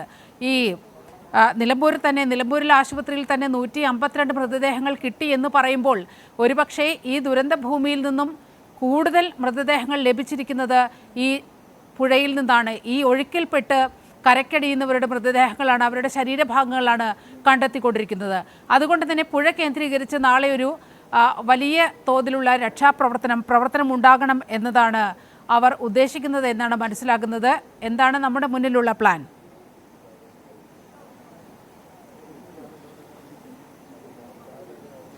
തീർച്ചയായും നീലിമ, ഇന്ന് മുഖ്യമന്ത്രിയുടെ അധ്യക്ഷതയിൽ ചേർന്ന സർവകക്ഷി യോഗത്തിലടക്കം അത്തരത്തിലൊരു തീരുമാനം എടുത്തിരുന്നു. കാരണം ചാലിയാർ പുഴ കേന്ദ്രീകരിച്ചു കൊണ്ടുള്ള തിരച്ചിൽ ഊർജിതമാക്കാനുള്ള ഒരു തീരുമാനം നിലവിലെടുത്തിട്ടുണ്ട്. മാത്രമല്ല മുണ്ടക്കൈ മേഖലകളിലെ 15ഓളം സ്പോട്ടുകളിൽ ഡോഗിൻ്റെ നേതൃത്വത്തിൽ ജീവൻ്റെ ഇതുണ്ട്, അതായത് മൃതദേഹങ്ങൾ ഉണ്ട് എന്ന ഒരു കണ്ടെത്തൽ കൂടി ഉണ്ടായിട്ടുണ്ട്. അതിനാൽ തന്നെ ആ മേഖലകളിലും അതുപോലെ തന്നെ പുഴ കേന്ദ്രീകരിച്ചുള്ള മേഖലകളിലും നാളെ ശക്തമായ തിരച്ചിൽ ഉണ്ടാവും. ആധുനിക ഉപകരണങ്ങൾ അടക്കം ഉപയോഗിച്ചുകൊണ്ടായിരിക്കും മുണ്ടക്കൈ മേഖലയിൽ നാളെ തിരച്ചിൽ നടത്തുക എന്നാണ് ആർമി ഉദ്യോഗസ്ഥരടക്കം അറിയിച്ചിട്ടുള്ളത്. അതിനാൽ തന്നെ ഇന്ന് വൈകിട്ട് മന്ത്രിമാരുടെ നേതൃത്വത്തിൽ ഒരു പ്രാഥമിക ചർച്ച അടക്കം നാളത്തെ തിരച്ചിലിൻ്റെ ഭാഗമായിട്ട് ഇന്ന് കളക്ട്രേറ്റിൽ നടന്നിട്ടുണ്ട്. അതിൻ്റെയൊക്കെ ഒരു ഏകോപനത്തിൻ്റെ ഭാഗമായിട്ടായിരിക്കും നാളെ മുണ്ടക്കൈ മേഖലകളിലും അതുപോലെ തന്നെ പുഴകൾ കേന്ദ്രീകരിച്ചുള്ള ചർച്ചകൾ. സച്ചിൻ തുടരുക, സച്ചിൻ അവിടെ നിൽക്കുക. ഇപ്പോൾ വി ശിവദാസൻ MP പോകുകയാണ്. ശ്രീ വി ശിവദാസൻ MP, ഇത് ഈ ഘട്ടം രാഷ്ട്രീയം പറയേണ്ട വേദിയല്ല, പക്ഷേ രാഷ്ട്രീയമായി കേരളത്തെ നോക്കിക്കാണുമ്പോൾ അത് തുറന്നു കാട്ടപ്പെടുക കൂടി വേണം ഈ ഘട്ടത്തിൽ എന്നതാണ് എനിക്ക് തോന്നുന്നത്. കേരളം ആവശ്യപ്പെട്ടു, ഉരുൾപൊട്ടൽ ദേശീയ ദുരന്തമായി പ്രഖ്യാപിക്കണമെന്ന് കേരളം ആവശ്യപ്പെട്ട ഒരവസ്ഥയുണ്ട്. അതുപോലെ വയനാടിന് ഒരു പ്രത്യേക പാക്കേജ് നൽകണമെന്ന് ആവശ്യപ്പെട്ടിട്ടുണ്ട്. ഇത്തരം ആവശ്യങ്ങളോട്, കേരളത്തിലെ ഈ ആവശ്യങ്ങളോട് എങ്ങനെയാണ് കേന്ദ്ര സർക്കാരിൻ്റെ സമീപനം?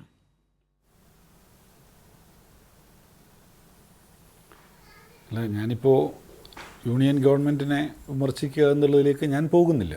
കാരണം പക്ഷേ വസ്തുതകൾ പറഞ്ഞു പോവുക എന്നുള്ളതും പ്രധാനമാണല്ലോ ഏത് സന്ദർഭത്തിലാണെങ്കിലും.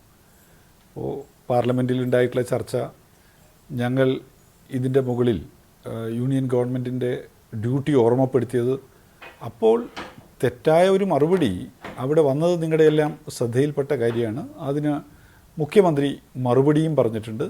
ഞങ്ങൾ അതിൻ്റെ മുകളിൽ ഞങ്ങളുടെ സംയുക്തമായിട്ടുള്ളൊരു കത്തും ഞങ്ങളവിടെ കൊടുത്തിട്ടുണ്ട്.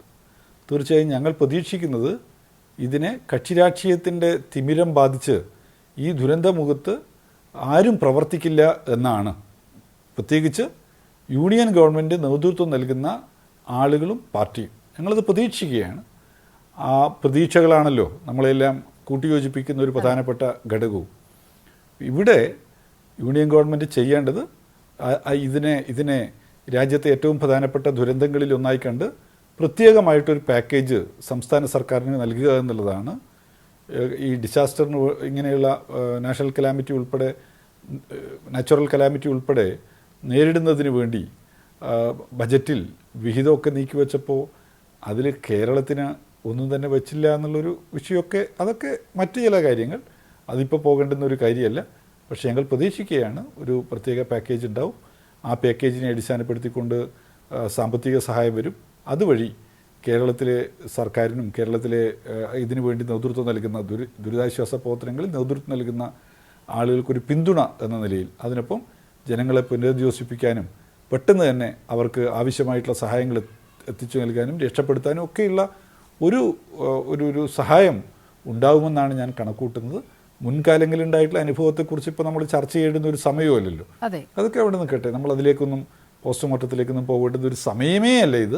അതുകൊണ്ട് തന്നെ ഞാൻ അങ്ങനെയുള്ള ഒരു പ്രതികരണവും, കാരണം നമ്മൾ പറയുന്ന ഒരു വാക്ക് കാരണം ഏതെങ്കിലും ഒരാൾ ഈ നമ്മുടെ ദുരിതാശ്വാസ പ്രവർത്തനങ്ങളിൽ പങ്കാളിയായി പോകരുത്.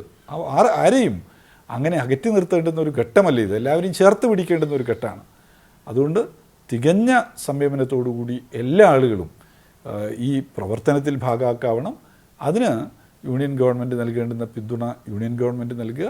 മറ്റ് ഏജൻസികൾക്കെല്ലാം ചുമതലയുണ്ട്, സർക്കാരിൻ്റേതായിട്ടുള്ള ഏജൻസികൾ, അവരെല്ലാം ആ ചുമതലകൾ നിർവഹിക്കുകയും ചെയ്യുക. മുഖ്യമന്ത്രിയുടെ നേതൃത്വത്തിൽ നടന്നുകൊണ്ടിരിക്കുന്ന പ്രവർത്തനങ്ങൾ, ഒരുപക്ഷെ രാജ്യത്ത് ഇത്തരത്തിലുള്ള ദുരന്തം ഉണ്ടാകുമ്പോൾ നടക്കുന്ന ഇങ്ങനെയുള്ള ഒരു ക്രൈസിസ് മാനേജ്മെൻറ്റിൽ കേരളത്തിന് ആ ജനകീയ കൂട്ടായ്മയിലൂടെ വാർത്തെടുത്തിട്ടുള്ളൊരു വലിയൊരു കൾച്ചറുണ്ട്. അത് കേരളത്തിൻ്റെ ജനങ്ങൾക്ക് ഈ ദുരന്തമുഖത്ത് ഒരു വലിയ പിന്തുണയുമാണ്. അപ്പോൾ അതുകൊണ്ട് തന്നെ നമുക്ക് മറ്റ് കാര്യങ്ങളിലേക്ക് ഈ സന്ദർഭത്തിൽ കടക്കാതെ ഈ തരത്തിൽ നമ്മൾ ചർച്ച നടത്തുന്നതായിരിക്കും, ഇതിൻ്റെ മറ്റ് പ്രയാസങ്ങളെക്കുറിച്ച് പറയുന്നതായിരിക്കും നല്ലത്. ഇതിനിടയിലുള്ള ഒരു യാഥാർത്ഥ്യം കൂടി തുറന്നു കാട്ടാൻ വേണ്ടിയാണ് ഞാൻ അങ്ങയിലേക്ക് വന്നത്. വളരെയധികം നന്ദി ശ്രീ വി ശിവദാസൻ. അങ്ങേക്ക് പോകേണ്ട അത്യാവശ്യമുണ്ട് എന്നാണ് മനസ്സിലാകുന്നത്. ഡോക്ടർ സജിൻ കുമാറിലേക്ക് കൂടി പോവുകയാണ്. ഡോക്ടർ സജിൻ, ഇതിനോടൊപ്പം തന്നെ ഈ വയനാട്ടിലെ ദുരന്തത്തോടൊപ്പം തന്നെ ചെറിയ ചിലയിടങ്ങളിലൊക്കെ ഇതുപോലെ ഉരുൾപൊട്ടലുണ്ടായ ചില വാർത്തകളൊക്കെ പുറത്തു വരുന്നുണ്ട്. ഒന്ന് വിലങ്ങാടാണ്. വിലങ്ങാട് വളരെ കൃത്യമായ ഒരു നിർദ്ദേശം കൊടുത്തതിൻ്റെ അടിസ്ഥാനത്തിലാണ് വലിയ ദുരന്തം അവിടെ നിന്നും വഴിമാറിപ്പോയത്. മുന്നറിയിപ്പ് കൊടുത്തതിൻ്റെ അടിസ്ഥാനത്തിൽ ആ പുഴയുടെ ഇരുകരകളിലും താമസിക്കുന്നവർ അവിടെ നിന്ന് മാറിപ്പോയൊരു സാഹചര്യമുണ്ടായി. അവിടെ വിലങ്ങാട് ഒരു മരണം മാത്രമാണ് ഉണ്ടായതെന്നാണ് മനസ്സിലാകുന്നത്. അത് സാമാന്യേന വലിയ രീതിയിലുള്ള ഒരു ഉരുൾപൊട്ടലാണ് വിലങ്ങാട് ഉണ്ടായതെന്നാണ് മനസ്സിലാകുന്നത്. ഒപ്പം ഈ തൃശ്ശൂരിലെ അകമല എന്ന് പറയുന്ന സ്ഥലത്ത് നിന്ന് ആളുകളെ ഒഴിപ്പിക്കാനുള്ള ഒരു നിർദ്ദേശം ഉണ്ടായിരുന്നു. പക്ഷെ അത് എത്രത്തോളം ശരിയാണ് എന്നുള്ള കാര്യത്തിൽ സംശയമുണ്ട്. അത് വ്യാജ ജാഗ്രതാ നിർദ്ദേശമായിരുന്നു എന്നുള്ള രീതിയിലുള്ള വാർത്തകൾ പുറത്തു വരുന്നുണ്ട്. മറ്റൊന്ന് നെല്ലിയാമ്പതിയാണ്. നെല്ലിയാമ്പതിയിലും സമാനമായ രീതിയിൽ ഉരുൾപൊട്ടലിന് സമാനമായ സാഹചര്യം ഉണ്ട് എന്നാണ് മനസ്സിലാകുന്നത്.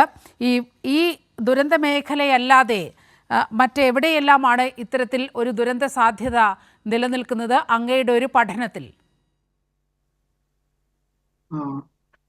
ലോകമെമ്പാടും ഉള്ള പഠനത്തിൽ തെളിയിച്ചിട്ടുള്ളത് നമ്മുടെ ഭൂമിയുടെ ചരിവ് 22 ഡിഗ്രിക്ക് മേളിൽ ചരിവുള്ള എല്ലാ പ്രദേശവും ഉരുൾപൊട്ടൽ സാധ്യത മേഖലകളാണ്. പ്രത്യേകിച്ചും കേരളത്തിന്റെ ഒരു സ്ഥിതി നോക്കുകയാണെങ്കിൽ കേരളത്തിൽ നമ്മൾ ഇന്ന് കാണുന്ന ആ കരിങ്കൽ പാറകൾ എന്ന് പറയുന്നത് ഏതാണ്ട് 250 കോടി വർഷങ്ങൾക്ക് മുമ്പ് ഉണ്ടായിട്ടുള്ള പാറയാണ്. അതിന്റെ പുറമേ ഇരിക്കുന്ന ഒരു മീറ്റർ തൊട്ട് അല്ലെങ്കിൽ 2 മീറ്റർ വരെ കാണുന്ന മണ്ണ് വെറും ഒരു 10-15,000 വർഷങ്ങൾക്ക് മുമ്പ് ഉണ്ടായിട്ടുള്ളതാണ്. ഇതിന്റെ രണ്ടിന്റെയും ഒരു ബന്ധം ഒരു സ്ഥായിയായിട്ടുള്ള ഒരു ബന്ധമല്ല. അപ്പം എവിടെയൊക്കെയാണോ കുന്നിന്റെ ചരിവ് 20 ഡിഗ്രിക്ക് മേലിൽ കൂടുതലുള്ളത്, എവിടെയൊക്കെയാണോ ആ ചരിവുകളിൽ മണ്ണ് ഇരിക്കുന്നത്, അതായത് 1 തൊട്ട് 2 അല്ലെങ്കിൽ കൂടുതൽ മീറ്റർ കനമുള്ളത്, ആ സ്ഥലങ്ങളിൽ എവിടെയൊക്കെയാണോ തീവ്ര മഴ പെയ്യുന്നത് ആ സ്ഥലങ്ങളിലെല്ലാം ഉരുൾപൊട്ടൽ സാധ്യതയുണ്ട്. ഇതാണ് ഏറ്റവും ലഘുവായിട്ട് സാധാരണ ജനങ്ങൾക്ക് മനസ്സിലാകാവുന്ന രീതിയിൽ പറഞ്ഞു കൊടുക്കാൻ പറ്റാവുന്നത്. അങ്ങനെ നോക്കുകയാണെങ്കിൽ കേരളത്തിലെ ഇപ്പോഴത്തെ നമ്മുടെ സഹ്യപർവ്വത നിരകളിലുള്ള ഏതാണ്ട് ഒരു 25 തൊട്ട് 30% സ്ഥലങ്ങളും ഉരുൾപൊട്ടൽ സാധ്യത മേഖലകളാണ്. എപ്പോഴുമല്ല, മഴ പെയ്യുന്ന സമയത്ത് മാത്രം, അല്ലാത്ത സമയത്ത് അത് വേറെ പ്രശ്നങ്ങളൊന്നുമില്ല. അപ്പം ജനങ്ങൾ സർക്കാരിന്റെ നിർദ്ദേശങ്ങൾ പാലിച്ച് അതിനെ ഒരു രീതിയിലും മടി കൂടാതെ അവിടെ നിന്ന് മാറി താമസിക്കുന്നതാണ് ഏറ്റവും നല്ല ഒരു കാര്യം. അല്ലാതെ നമ്മളെ മാത്രം ബാധിക്കില്ല, ബാക്കി എവിടെ സംഭവിച്ചിരുന്നാൽ ഇവിടെ ഉണ്ടാകില്ല, ഇത്രയും വർഷമായിട്ട് ഇവിടെ ഉണ്ടായിട്ടില്ല എന്നുള്ള തോന്നലുകളൊന്നും വിചാരിക്കില്ല. ഇപ്പം കാരണം ലോകത്ത് പറയുന്നത് നമ്മൾ 10 പ്രാവശ്യം നമ്മൾ വാർണിംഗ് കൊടുക്കാൻ നേരത്ത് 2 പ്രാവശ്യം അല്ലെങ്കിൽ 1 പ്രാവശ്യം അത് സക്സസ് ആയിരുന്നാൽ മതി, അതിനെ consider S A fairly good success rate എന്നാണ് പറയുന്നത്. കാരണം നമ്മൾ ജീവിതം കൊണ്ടുള്ള അല്ലെങ്കിൽ ജീവൻ കൊണ്ടുള്ള ഒരു കളിയാണ്. അതുകൊണ്ട് അപ്പം സാധാരണഗതിയിൽ 1 പ്രാവശ്യം ഓൺ ചെയ്യുന്നിട്ട് അവിടെ വരില്ലായിരിക്കാം, 2ാമത്തെ പ്രാവശ്യം വരാൻ വരില്ലായിരിക്കും. അപ്പൊ 3ാം പ്രാവശ്യം നമ്മൾ ആരായിരുന്നാലും ചിന്തിച്ചു പോകും, എന്തുകൊണ്ട് നമ്മൾ മാറി താമസിക്കണം, 2 പ്രാവശ്യം പറഞ്ഞിട്ട് ഞാൻ എന്റെ എല്ലാം കൊണ്ട് എന്റെ സ്വന്തം ചെലവിൽ പോയി എന്നുള്ള ഒരു ചിന്ത ഉണ്ടാകും. പക്ഷെ 3ാമത്തെ പ്രാവശ്യം മാറാതെ ഇരിക്കുമ്പോഴായിരിക്കും ഉരുൾപൊട്ടൽ വരുന്നത്. അപ്പം സർക്കാരിന്റെ എല്ലാ ഇതുകളും പാലിച്ചുകൊണ്ട് അവിടെ നിന്ന് മാറി താമസിക്കുന്നതാണ് എല്ലാ ജനങ്ങളും ചെയ്യേണ്ടത്. അതായത് വിലങ്ങാട് അത്തരത്തിൽ നോക്കുമ്പോൾ വലിയൊരു ക്ലാസിക് എക്സാമ്പിളാണ്. കാരണം വിലങ്ങാട് ഇത്തരത്തിലൊരു ജാഗ്രതാ നിർദ്ദേശം നൽകി അപകട സാധ്യതാ മേഖലകളിൽ നിന്ന് എല്ലാവരും മാറി താമസിക്കുന്ന ഒരു സ്ഥിതിയുണ്ടായി. അങ്ങ് പറഞ്ഞു വരുന്നത് നമുക്ക് പല ഘട്ടങ്ങളിൽ ജനജാഗ്രതാ സമിതികൾ പ്രവർത്തിക്കുന്നുണ്ട്. ഈ ജനജാഗ്രതാ സമിതികൾ ഇത്തരത്തിൽ ഉരുൾപൊട്ടൽ ഉണ്ടാകാൻ സാധ്യതയുള്ള സ്ഥലങ്ങളിൽ കൂടി ഇതിനൊരു പ്രത്യേക പ്രാമുഖ്യം നൽകിക്കൊണ്ട്, അത് എപ്പോഴും വേണമെന്നില്ലല്ലോ, ഈ മഴക്കാലം തുടങ്ങുമ്പോൾ, ഈ മൺസൂൺ തുടങ്ങുമ്പോൾ, അത് അവസാനിക്കുന്നത് വരെയുള്ള ഈ ഒരു സമയത്ത് ഈ ജനജാഗ്രതാ സമിതികളുടെയൊക്കെ പ്രവർത്തനം കുറച്ചുകൂടി ഈ രീതിയിൽ വിപുലപ്പെടുത്തേണ്ടതില്ലേ? അങ്ങനെയുള്ള സാധ്യത നമ്മുടെ കേരളത്തിൽ അങ്ങേയറ്റമില്ലേ? നീലിമ ആദ്യം പറഞ്ഞതിന്റെ കൂടെ ചേർന്നു, വിലങ്ങാട് മാത്രമല്ല, മുണ്ടക്കയിൽ ഉരുൾപൊട്ടൽ സാധ്യത മേഖല അത് ഉണ്ടായ സ്ഥലത്ത് തന്നെ ഞാൻ ഉരുൾപൊട്ടൽ സംസ്ഥാന സർക്കാരിന്റെ ഉരുൾപൊട്ടൽ അഡ്വൈസറി കമ്മിറ്റിയിൽ ഒരു അംഗമായതുകൊണ്ട് എനിക്കറിയാം. ഏതാണ്ട് 6 കോളനികളെയോളം അവിടെ നിന്ന് മാറ്റി താമസിപ്പിച്ചു. പക്ഷെ ഇത് ഇത്രയും ഒരു വ്യാപ്തിയിലുള്ള ഒരു സംഭവം വരും എന്ന്, അത് മാത്രമല്ല താഴെ ഉരുൾപൊട്ടൽ സാധ്യത മേഖലയിൽ അല്ലാത്ത സ്ഥലത്ത് ഇത് പതിക്കുമെന്ന് ആരും പ്രതീക്ഷിച്ചിരുന്നില്ല. അതുകൊണ്ടാണ് ഇത്രയും വലിയ ഒരു നമുക്ക് അപകട സംഖ്യ വന്നത്. പിന്നെ ഇതിനു പുറമെ രണ്ടാമത് പറഞ്ഞതിന് ഒരു ചെറിയ പിശകുണ്ട്. കാരണം നമ്മൾ ഉരുൾപൊട്ടലിന്റെ ഇങ്ങനെയുള്ള വാർണിംഗ് ഒക്കെ കൊടുക്കുന്നത് നമുക്ക് ആർക്കും കൊടുക്കാൻ സാധ്യമല്ല. അത് സർക്കാരിന്റെ ചില നിബന്ധനകളുണ്ട്, അതുവഴി മാത്രമേ നമുക്ക് ചെയ്യാവൂ. National disaster management act, state disaster management act, അതിനൊരു സ്റ്റാൻഡേർഡ് ഓപ്പറേറ്റിംഗ് പ്രൊസീജിയർ ഉണ്ട്. അതിന്റെ കെയർ ഓഫിൽ ഒരു ഓറഞ്ച് ബുക്ക് ഇറക്കിയിട്ടുണ്ട്, ഓറഞ്ച് ടെക്സ്റ്റ് എന്ന് പറഞ്ഞിട്ട്. അത് എല്ലാവർക്കും ഫ്രീ ആയിട്ട് ഡൗൺലോഡ് ചെയ്യാൻ പറ്റാവുന്നതാണ്. അതുവഴി കേന്ദ്ര ഏജൻസികൾ നൽകുന്ന ആ വാർണിംഗ്സ് മാത്രമേ നമുക്ക് കൊടുക്കാൻ പറ്റൂ. ഒരുപക്ഷെ ഇന്ത്യ മീറ്ററോളജിക്കൽ ഡിപ്പാർട്ട്മെന്റ് ആണ് ഈ മഴയുടെ ഇത് നമുക്ക് പറയുന്നത് വാർണിംഗ് ഒക്കെ. അതിനെയും കാട്ടി നല്ല രീതിയിൽ ചെയ്യുന്ന പ്രൈവറ്റ് ഏജൻസികളുണ്ട് ഫ്രീ ആയിട്ട് നമുക്ക് കിട്ടാവുന്ന. പക്ഷെ അതൊന്നും നമുക്ക് പാലിക്കാൻ പറ്റില്ല. കാരണം നമ്മുടെ നിയമം അനുശാസിക്കുന്നത് മാത്രമേ നമുക്ക് ചെയ്യാൻ പറ്റൂ. അപ്പം അതിന് വേറെ ഒരു ഇതിന് Kerala state disaster management authority വഴി മാത്രമേ ഈ വാർണിംഗ്സ് ഒക്കെ കൊടുക്കാൻ പറ്റൂ. അല്ലാതെ വേറെ ആർക്കും കൊടുക്കാൻ പറ്റില്ല. അപ്പം നമ്മൾ അങ്ങനെയുള്ള ഒരു ന്യൂസ് സ്പ്രെഡ് ചെയ്യില്ല. അങ്ങനെ ചെയ്തു കഴിഞ്ഞാൽ വാട്സപ്പ് വഴിയും അല്ലാത്ത ബാക്കിയുള്ള സോഷ്യൽ മീഡിയ വഴിയും ആൾക്കാർ ഇല്ലാത്ത ഇതൊക്കെ വാർണിംഗ്സ് ഒക്കെ കൊടുത്ത് ജനങ്ങളെ ഭീതിയിലാക്കും. അതിന്റെ ആവശ്യമില്ല. സർക്കാരിന്റെ KSDMA നല്ല രീതിയിൽ തന്നെയാണ് പ്രവർത്തിക്കുന്നത്. നല്ല രീതിയിൽ തന്നെയാണ് വാർണിംഗ് ജനങ്ങളിൽ എത്തിക്കുന്നത്. ഒരുപക്ഷെ തിരുവനന്തപുരത്തിരിക്കുന്ന നമുക്ക് തന്നെ അറിയാം, ചില ദിവസങ്ങളിൽ തീവ്ര മഴ വരുമ്പോൾ നമുക്ക് SMS മെസ്സേജുകൾ തന്നെ ഫോണിൽ വരാറുണ്ട് ഈ 3 മണിക്കൂറിനുള്ളിൽ തിരുവനന്തപുരത്ത് പല ഭാഗത്തും. അപ്പം തിരുവനന്തപുരത്തുള്ള പല ഭാഗത്തും എന്ന് പറയുന്നത് ഒരു പക്ഷേ ഒരു സ്ഥലത്തായിരിക്കും ഉണ്ടാകുന്നത്. ബാക്കി എല്ലാവരും ജാഗ്രതയായി ഇരിക്കണം എന്നുള്ളതാണ് അതിന്റെ ഒരു പൊരുൾ. അപ്പം നമുക്ക് സർക്കാർ പറയുന്ന ഏജൻസികൾ വഴിയുള്ള ജാഗ്രതാ നിർദ്ദേശങ്ങൾ മാത്രം നമ്മൾ പാലിച്ചാൽ മതി. അത് മാത്രം ശ്രദ്ധിച്ചാൽ മതി. അത് തന്നെ 99.9% കറക്റ്റ് ആയിരിക്കും എന്നുള്ളതാണ് നേരത്തെ ഉള്ള കണക്കുകൾ കാണിക്കുന്നത്. അങ്ങ് തുടരുമെന്ന് പ്രതീക്ഷിക്കുന്നു. ഇപ്പോൾ സച്ചിൻ കൂടി നമ്മോടൊപ്പം ചേരുകയാണ്. സച്ചിൻ, ഇപ്പോൾ അവിടെ മന്ത്രിതല സമിതിയുടെയൊക്കെ മീറ്റിംഗ് നടക്കുന്നുണ്ട് എന്നാണ് മനസ്സിലാകുന്നത്. നമുക്ക് ലഭ്യമാകുന്ന വിവരങ്ങൾ എന്തെല്ലാമാണ്? ഇപ്പോൾ അവിടെ നിന്നും കാണാൻ കഴിയുന്ന കാഴ്ചകൾ എന്തെല്ലാമാണ്?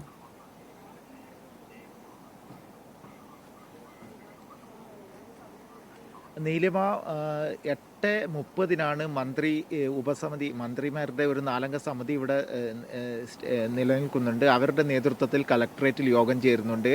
അതിൽ നാളത്തെ തിരച്ചിലുമായി ബന്ധപ്പെട്ട നിർണായക തീരുമാനങ്ങൾ കൂടി അതിലുണ്ടാകുമെന്നാണ് മന്ത്രിമാർ നേരത്തെ ബെയിലി പാലം തുറന്ന സമയത്ത് വന്നപ്പോൾ പറഞ്ഞിരുന്നത്. അതിൽ മന്ത്രി PA മുഹമ്മദ് റിയാസും K രാജനുമാണ് ഇക്കാര്യങ്ങൾ വ്യക്തമാക്കിയത്. ആർമിയുടെ ഉന്നതതല ഉദ്യോഗസ്ഥർ, NDRFന്റെ ഉന്നതതല ഉദ്യോഗസ്ഥർ അടക്കം ഈ യോഗത്തിൽ പങ്കെടുക്കും. അതിൽ നാളത്തെ തിരച്ചിലുമായി ബന്ധപ്പെട്ട നിർണായകമായി എങ്ങനെയൊക്കെ തിരച്ചിൽ നടത്തണം, ആധുനിക സജ്ജീകരണങ്ങൾ ആർമിയുടേതും അതുപോലെ തന്നെ ദേശീയ ദുരന്ത നിവാരണ സേനയുടേത് അടക്കമുള്ള ഉപകരണങ്ങൾ അടക്കം എത്തിച്ചുകൊണ്ട് വലിയ രീതിയിലുള്ള ഒരു പരിശോധന നാളെ നടത്തും.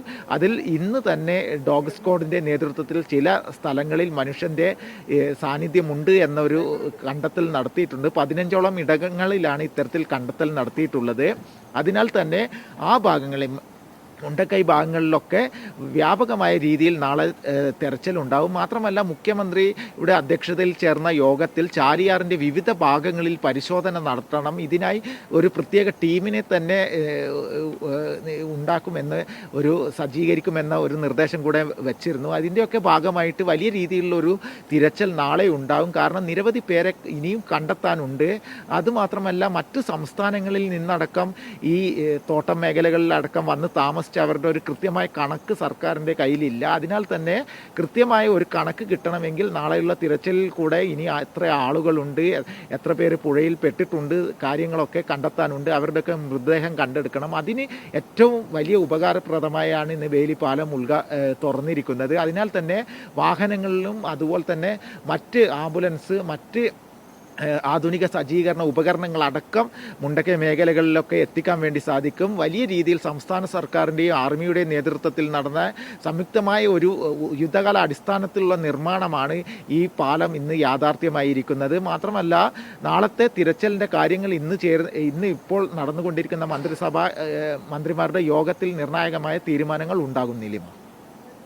ഈ കാലാവസ്ഥയെക്കുറിച്ച് പറയുകയാണെങ്കിൽ നാളെ പ്രത്യേകിച്ച് അലർട്ട് ഒന്നുമില്ല എന്നാണ് മനസ്സിലാക്കുന്നത്. അതുകൊണ്ട് തന്നെ അവിടെ കാര്യമായി നാളെ ഈ തെരച്ചിൽ പ്രവർത്തനങ്ങളെല്ലാം നടത്താൻ കഴിയും എന്നാണ് മനസ്സിലാക്കുന്നത്. കാരണം അവിടെ ചെളി ഒരു വലിയ പ്രശ്നമാണ്.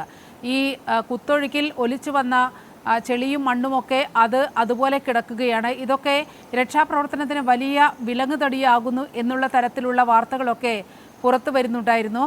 പക്ഷേ അത്യാധുനിക ഉപകരണങ്ങൾ സൈന്യത്തിൻ്റെ പക്കലുണ്ട്, NDRFൻ്റെ കയ്യിലുണ്ട്, സ്റ്റേറ്റ് പോലീസിൻ്റെ കയ്യിലുണ്ട്. അതുകൊണ്ട് തന്നെ വളരെ കൃത്യമായൊരു ഇടപെടൽ വരും മണിക്കൂറുകളിൽ നാളെ രാവിലെ മുതൽ നമുക്ക് പ്രതീക്ഷിക്കാൻ കഴിയും. തെരച്ചിൽ കുറച്ചുകൂടി ഊർജിതമാകാനുള്ള സാധ്യത നാളെ കാണുന്നുണ്ടല്ലേ?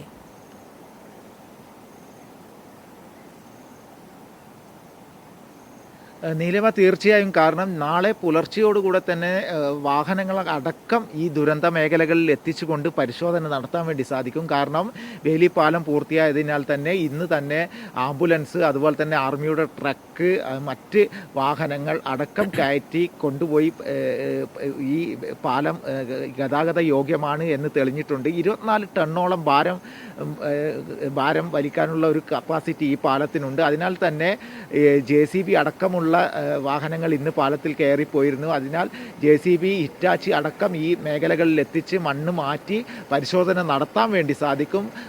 നീലിമ പറഞ്ഞതുപോലെ തന്നെ ആർമിയുടെയും കേരള പോലീസിൻ്റെയും NDRFൻ്റെ അടക്കം അത്യാധുനിക സൗകര്യങ്ങളോട് കൂടിയുള്ള ഉപകരണങ്ങളും ഈ ദുരന്ത മേഖലകളിൽ എത്തിക്കാൻ വേണ്ടി സാധിക്കും.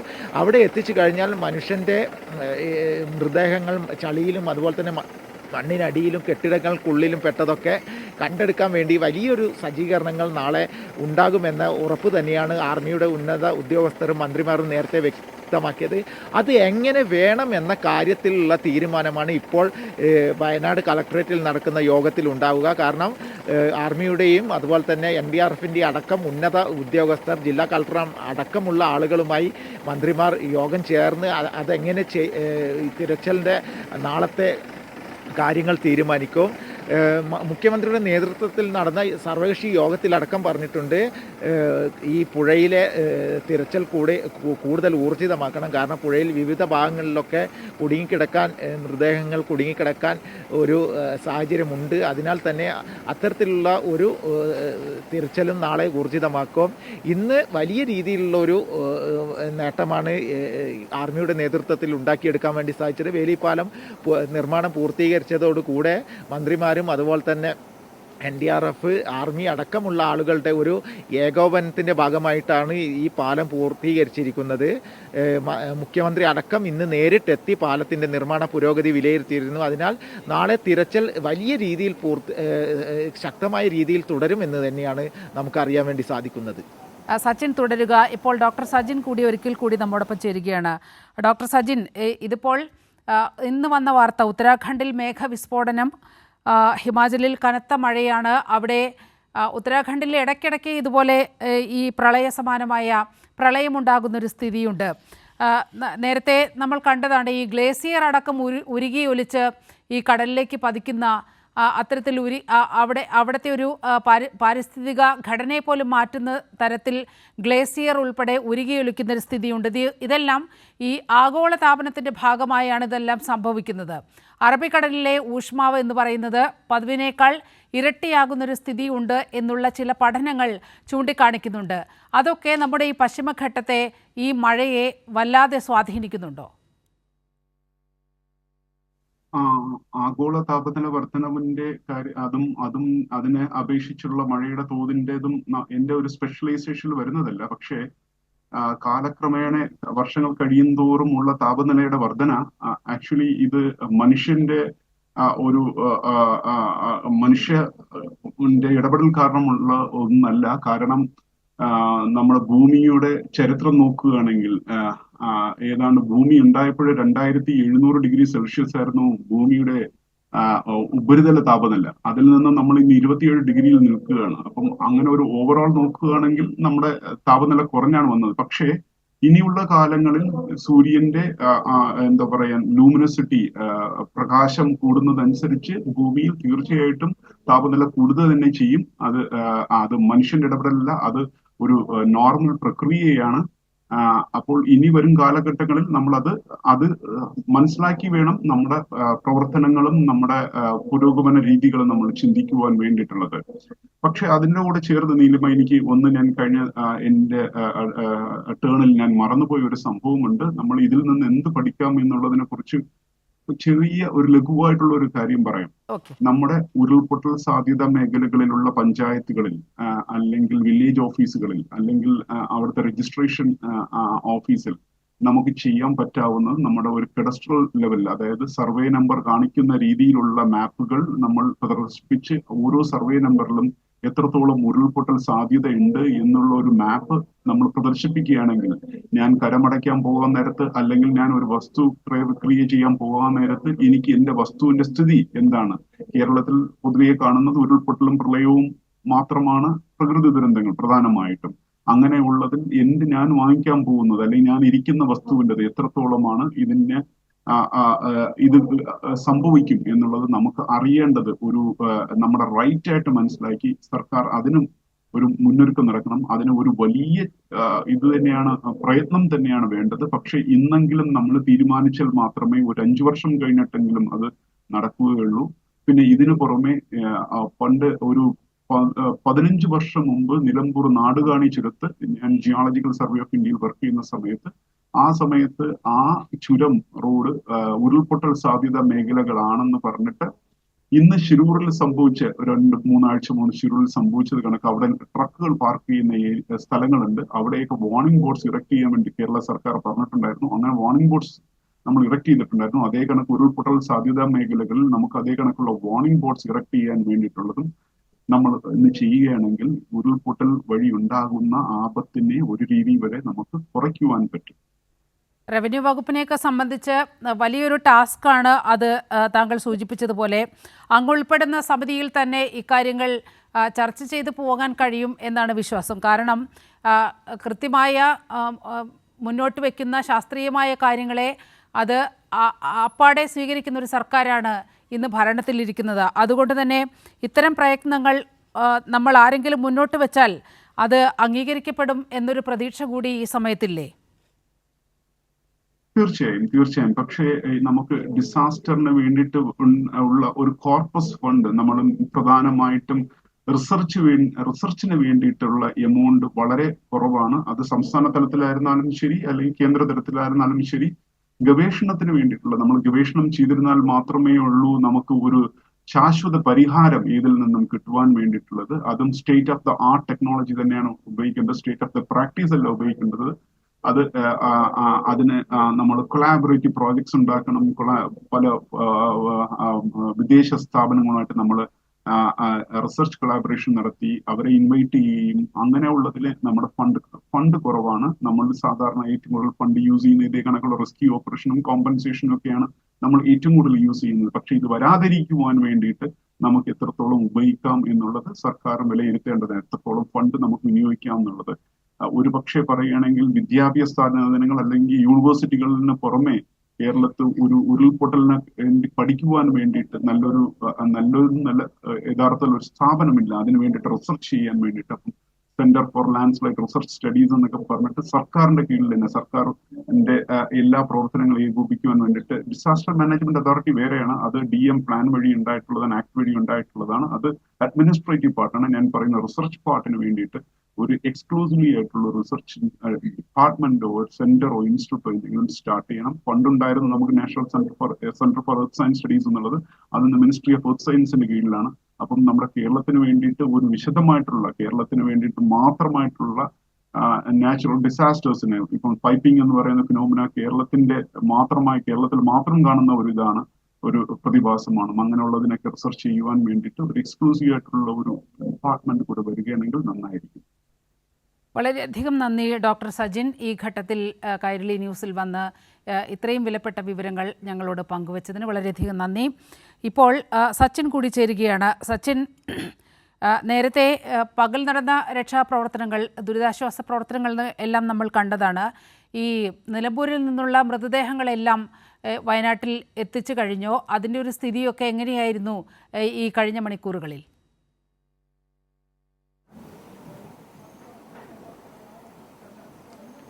നീലിമ, നിലമ്പൂരിൽ നിന്നും ചില മൃതദേഹങ്ങളൊക്കെ ഇവിടെ എത്തിച്ചിട്ടുണ്ട്. എന്നാൽ തന്നെ എല്ലാ ആളുകളുടെ മൃതദേഹങ്ങൾ എത്തിച്ചാൽ പോലും ഇവിടെ തിരിച്ചറിയാൻ പറ്റാത്തൊരു സ്ഥിതിയുണ്ട്. കാരണം ചില ആളുകളൊക്കെ ആശുപത്രിയിൽ ചികിത്സയിൽ കഴിയുകയാണ്. ഇവരുടെ അടുത്തേക്ക് മൃതദേഹം എത്തിച്ച് ഇവരുടെ ബന്ധുക്കളാണോ മറ്റു കാര്യങ്ങളൊന്നും ഇതുവരെ സ്ഥിരീകരിക്കാൻ വേണ്ടി സാധിച്ചിട്ടില്ല. അതിനാൽ തന്നെ മേപ്പാടിയിൽ താൽക്കാലികമായ ഒരിക്കൽ ഫ്രീസറിലാണ് ചില മൃതദേഹങ്ങളൊക്കെ ഇപ്പോഴും സൂക്ഷിച്ചിരിക്കുന്നത്. ഇനിയിപ്പോൾ നമ്മൾ നേരത്തെ പറഞ്ഞതുപോലെ തന്നെ നിരവധി ആളുകളെ കാണാതായിട്ടുണ്ട് എന്ന ഒരു ഔദ്യോഗികമായ കണക്ക് ഇന്ന് മുഖ്യമന്ത്രിയുടെ യോഗത്തിലടക്കം വന്നിരുന്നു.